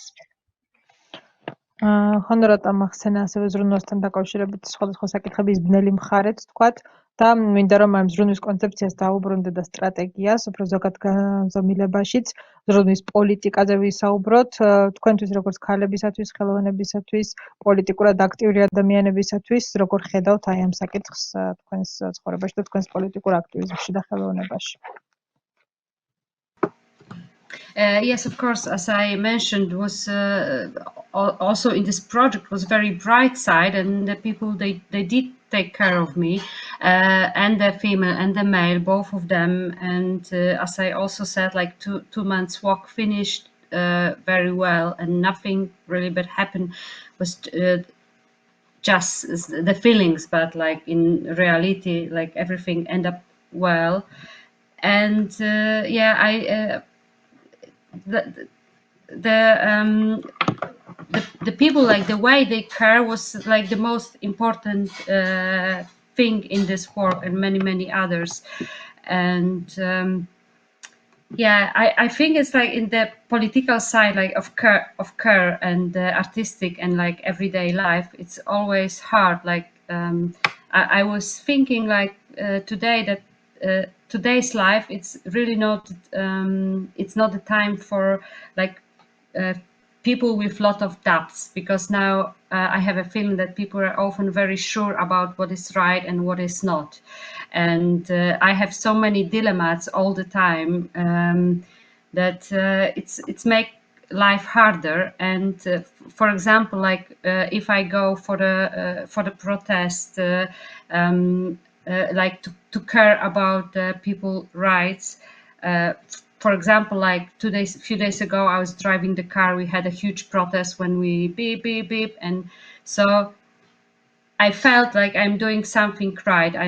Because I'm fighting for me and for other women rights. But at the same time, I was like terrified that maybe some ambulance is on the way and we are blocking the road. So like, and I couldn't stand it, and so I have to finish sooner than I wanted, and so like this care, like caring of the people, is one of the most like of each other. It's the most important thing for me. But from other hand, there's always like from like you are caring of one, and in the same time there is always like some other side. And yeah, so it's like, sorry, I make it too complicated, and we are out of time. So yeah, okay, I may. გარდა იმ ბნელი მხარისა, რომელიც I will try to be really fast. გარდა იმ ბნელი მხარისა, რომელიც ვახსენეთ ჩემი ამ მოგზაურობის დროს, იყო ნათელი მხარეც, როდესაც ადამიანები ჩემზე ზრუნავდნენ და ეს იყო ხუმრობები და ეს ცუდი მხარე, მხოლოდ შეგრძნებების დონეზე, იმიტომ რომ რეალურად არაფერი ცუდი არ მომხდარა და კარგად დასრულდა ეს ყველაფერი. ანუ ეს იყო, ასე ვთქვათ, ასევე ერთმანეთზე ზრუნვის მაგალითი და პოლიტიკური მხრიდანაც დღეს ანუ არ არის თითქოს დრო ამ ყველაფერზე დაფიქრების. ადამიანები ხშირად ძალიან დარწმუნებულები არიან, ეს არის სწორი, ეს არის არასწორი, ეს არის მართალი, ეს არ არის მართალი. თუმცა მე მაქვს ძალიან ბევრი დილემა და ეჭვი ყველაფერთან დაკავშირებით. თითქმის ეს ხანდახან მირთულებს ცხოვრებას, მაგალითად, როდესაც ქალთა უფლებებისათვის პროტესტები გქონდა და მანქანებით მივდიოდით, გზას ვკეტავდით, ვფიქრობდი იმაზე, რომ შეიძლება თქვა ვიღაცას სჭირდებოდეს სასწრაფო და ანუ ვერ გაიაროს ამის გამო და ამის გამო იმაზე ადრე დავასრულე ეს პროტესტი, ვიდრე დაგეგმილი მქონდა. და ჩემთვის ზოგადად ეს ადამიანების ერთმანეთზე ზრუნვა ძალიან მნიშვნელოვანია, როდესაც ერთზე ზრუნავ, მაშინ მეორე მხარეზე შეიძლება ისევე, ანუ ვიღაცა ყოველთვის რჩება ჭრილს მიღმა, შეიძლება ახლა ძალიან მართულებ და დრო ამოგვეწურა, მაგრამ ნუ ჩემთვის ეს ძალიან მნიშვნელოვანია ზრუნვის კუთხით. ზრუნვის. That was very fast, Salome. Thank you. And I think that, Honorata, what you mentioned is very important. And also, now I will direct this question to Anna, because when you think about the protest as the situation in which extreme amount of energy and also risk is activated and involved in this kind of action, it's very hard to be attentive about the care and the care of others. So maybe that would be the direction that I would like ask you to address, Anna, during your answer on that question. და ახლა ანას ვკითხავ მაშინ, აი იმასთან დაკავშირებით, რომ პროტესტების დროს საკმაოდ დიდი ენერგია და რისკთან არის დაკავშირებული ეს პროტესტები და სწორედ ამ დროს ძალიან რთულია ამ ზრუნვაზე ფიქრი და აი ამასთან დაკავშირებით რომ გითხრას. ხო, ძალიან საინტერესო მნიშვნელოვანი საკითხი წამოჭრა მართლაც. რეალურად თქვათ, მე როგორც თქვი არა აქტივისტს, განსაკუთრებით ხშირად მიწევს აი ამის წინაშე დადგომა იქნება ეს 17 მაისი, რომელიც აღმოჩნდა მთავარი ბრძოლის ველი ჰომოფობიას და ჰომოფობის წინააღმდეგ ბრძოლასთან აი ამ ორ პოლუს შორის. და მუდმივი დაპირისპირების ძალადობის რაღაცა სივრცედ იქცა. 17 მაისი, პრაიდი, ანუ ამ ტიპის აქტივობები, როდესაც შენ ფაქტობრივად გიზღუდავენ გამოხატვის თავისუფლებას და შენ ბოლომდე გჭირდება ამის გამოხატვა და ბრძოლა ამ თავისუფლების დაცვისთვის, მაგრამ ამავდროულად ხვდები, რომ შენი გამოხატვით შესაძლოა დამატებითი რისკის ქვეშ დააყენო, თქვათ, კონკრეტული ქუიარ ადამიანები და ეს არის მუდმივი დილემა და მუდმივი დაგეგმვის, მსჯელობის და სტრესის საფუძველიც. თუმცა ამის მიღმა კიდევ ჩვენ როდესაც ვსაუბრობთ იმაზე, რომ რას ნიშნავს თქვა, როდესაც ხარ აქტივისტი, ხელოვანი და ხარ დედა, მაგალითად ეს კავშირიც ძალიან მნიშვნელოვანია, იმიტომ რომ მე პირადად მყავს 10 წლის შვილი და ჩემ 10 წლის შვილს უკვე ძალიან ბევრი აქვს თავზე გამოცდილი ირიბად, მაგრამ ჩემ მთელი მუქარები და ასე ძალადობა, რაც ჩემ მიმართ განხორციელებულა, ირიბად მასზეც ცხადია ახდენს გავლენას და ესეც ჩემთვის როგორც აქტივისტისთვის მუდმივად არის რაღაცნაირად განსჯის და დაფიქრების საფუძველი და თითქოს აი ესეთი იმპულსურობის უფლება არ გაქვს, თუმცა ეს არის თან ის რაც ძალიან გჭირდება იმისთვის, რომ შენს მიზანს მიაღწიო და საკმაოდ დილემური საკითხია, რთულია ახლა პასუხების გაცემა, მაგრამ ეს არის ის რაც არის დამატებითი გამოწვევები ჩვენთვის როგორც აქტივისტებისთვის რეალურად.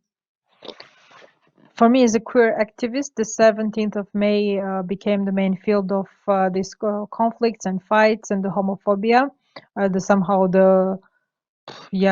The homophobic people try to limit our freedom of expression at the Pride parade, for example.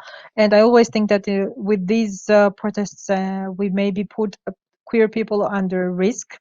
And this is a constant dilemma that we also try to think about. We plan constantly. This is also a cause of stress. I also have a 10-year-old child, and of course, these threats and aggression towards me directly affect her too. And I'm always trying to analyze and think how I may be not allowed to be impulsive, but this is also something that I really need. So this is a problematic issue and a dilemma. But of course, it is very hard to answer all of that now. But yeah, these are the challenges that I have in these processes. Thank you very much for also mentioning the challenges that are involved in the matter of care. And now I would like you, Nini, to address this issue of care in your practice or in your research. დიდი მადლობა მზრუნვის ხსენებისათვის კიდევ ერთხელ და მაშინ ნინის მინდა ვთხოვო რომ ასევე ახსენოს ისაუბროს ამ მზრუნვასთან დაკავშირებით მის საქმიანობასა და შესაძლო კვლევაში. Maybe I'll just briefly say that when we are talking about the community and community life, this is definitely the place where we take care of each other. For example, just right now, maybe you can even hear it. I'm in a place where I work. It's the people where disabled people are living, and we have like garden and we have, I don't know, different activities and so on. But when we are talking about how we can take care of each other, when we are talking about how women can actually support each other, that's a very important thing, that to create some kind of community. And community, I don't mean that we should definitely live together or, you know, but it's like a sense of the community that you could actually feel that you are supported emotionally, mentally, you're supported with even like financial resources and so on and so on. So I think this care fact, you know, like stereotypically it's like more fitted to the females, that they have this, I don't know, reflex of care or something. I don't know. Maybe that's a myth. Maybe they're not. I don't know. But still, I think this is a very important thing in activism, in art, in eco movement, and so on, in everything. So I think community is the best provider of care. მოკლედ ვიტყვი მაშინ თემის ცხოვრებასთან დაკავშირებით ჩვენ ერთმანეთზე მუდმივად ვზრუნავთ და ახლაც სიყვარს სადაც მუშაობ არ ვიცი გესმით თუ არა აქ არის ბაღი მუშაობაში შეზღუდული შესაძლებლობების ადამიანები ჩვენ ვცდილობთ რომ ერთმანეთზე მაქსიმალურად ვიზრუნოთ და ეს თემი რომელსაც მე ვახსენებ არ იგულისხმება თემი მაინც და მაინც ადამიანების რომლებიც ერთად ცხოვრობენ ამაში ასევე იგულისხმება იმ თემის შეგრძნება ადამიანების ერთმანეთზე ზრუნვა ემოციურად მენტალურად შეიძლება ეს იყოს ფინანსური ზრუნვაც და ხშირად ამ ქალებს მოგვაწერენ იმას რომ ჩვენ უფრო გვაქვს ეს ერთგვარი რეფლექსია ასე ვთქვათ ერთმანეთზე ზრუნვის შეიძლება ეს ასეც იყოს არ იყოს მაგრამ ნებისმიერ შემთხვევაში ზრუნვა მნიშვნელოვანია აქტივიზმში ხელოვნებაში ნებისმიერ საქმიანობაში სამუშაოში მადლობა Okay, thank you very much and I am very happy that at the end of our conversation appeared this notion of care as something that is not that don't belong only to women to their work but the care that is something that we can all practice as human beings and as persons who live in various communities and have many connections between many groups. I am very happy that we managed to address all of your practices and I'm not happy that there wasn't any questions from the public, but I think that the conversation was very interesting for me. It was wonderful to spend these 2 hours with you. I don't know if Anna, you have something to add before we close the panel? It was a great pleasure talking to you, and I'm also glad, Anna, that you mentioned the intersection between women movements, queer movements, which is also so important, and maybe there was no room enough for that those relations here. So thank you very much. And Zuzá, I'm giving the last word to you. Maybe I will give now time for Salome to translate, and then we will close. Really quickly, დიდი მადლობა იმაზე, რომ ვისაუბრეთ ამ ზრუნვაზე ბოლოს უკვე საზოგადოებაში, არა მხოლოდ ქალებს შორის, არამედ ზოგადად ადამიანებს შორის და შემდგომ ანემ დაამატა, რომ ზოგადად აი ეს ერთმანეთის ზრუნვა ასევე მნიშვნელოვანია და კარგია, რომ ვახსენოთ ასევე ქალთა უფლებების გარდა ქვიარ უფლებები და შესაძლოა საკმარისად ვერ ჩაუღმავდით, მაგრამ სამწუხაროდ დროა მოგვეწურა. Yes. Okay, thank you very much. Yeah, yes, of course. Yeah. So, sorry, because maybe we won't have a chance to meet. I just wanted to say that I Googled all of you before we've met, and I'm very impressed about what you are doing, and also Renata, who is not here. So thank you for very much for the invitation. That I'm very happy that I could meet you. მოხარულია რომ გაგეცანით, სანამ შევხვდებოდით, ყველანი დაგგუგლეთ. და ძალიან შთაბეჭდილების ქვეშ ვარ თქვენი საქმიანობიდან გამომდინარე. Okay, so on my and Anya behalf, I would like to thank you once more. Thank you, Anna Sopoliani, Renata Petrovska-Ofre, Konrada Martin, and Nini Hurushvili, and for of course, thank you, Salome, for brilliant translation of our panel, which was very frantic, and thank you very much for your attentiveness and care of our words and its deliverance to the audience. Thank you. Thank you. It was very interesting for me too. Thank as you, a woman everyone. entrepreneur and also as a human being. Thank you. And thanks for the audience, and especially those who stayed with us a bit longer. დიდი მადლობა ყველას მონაწილეობისთვის.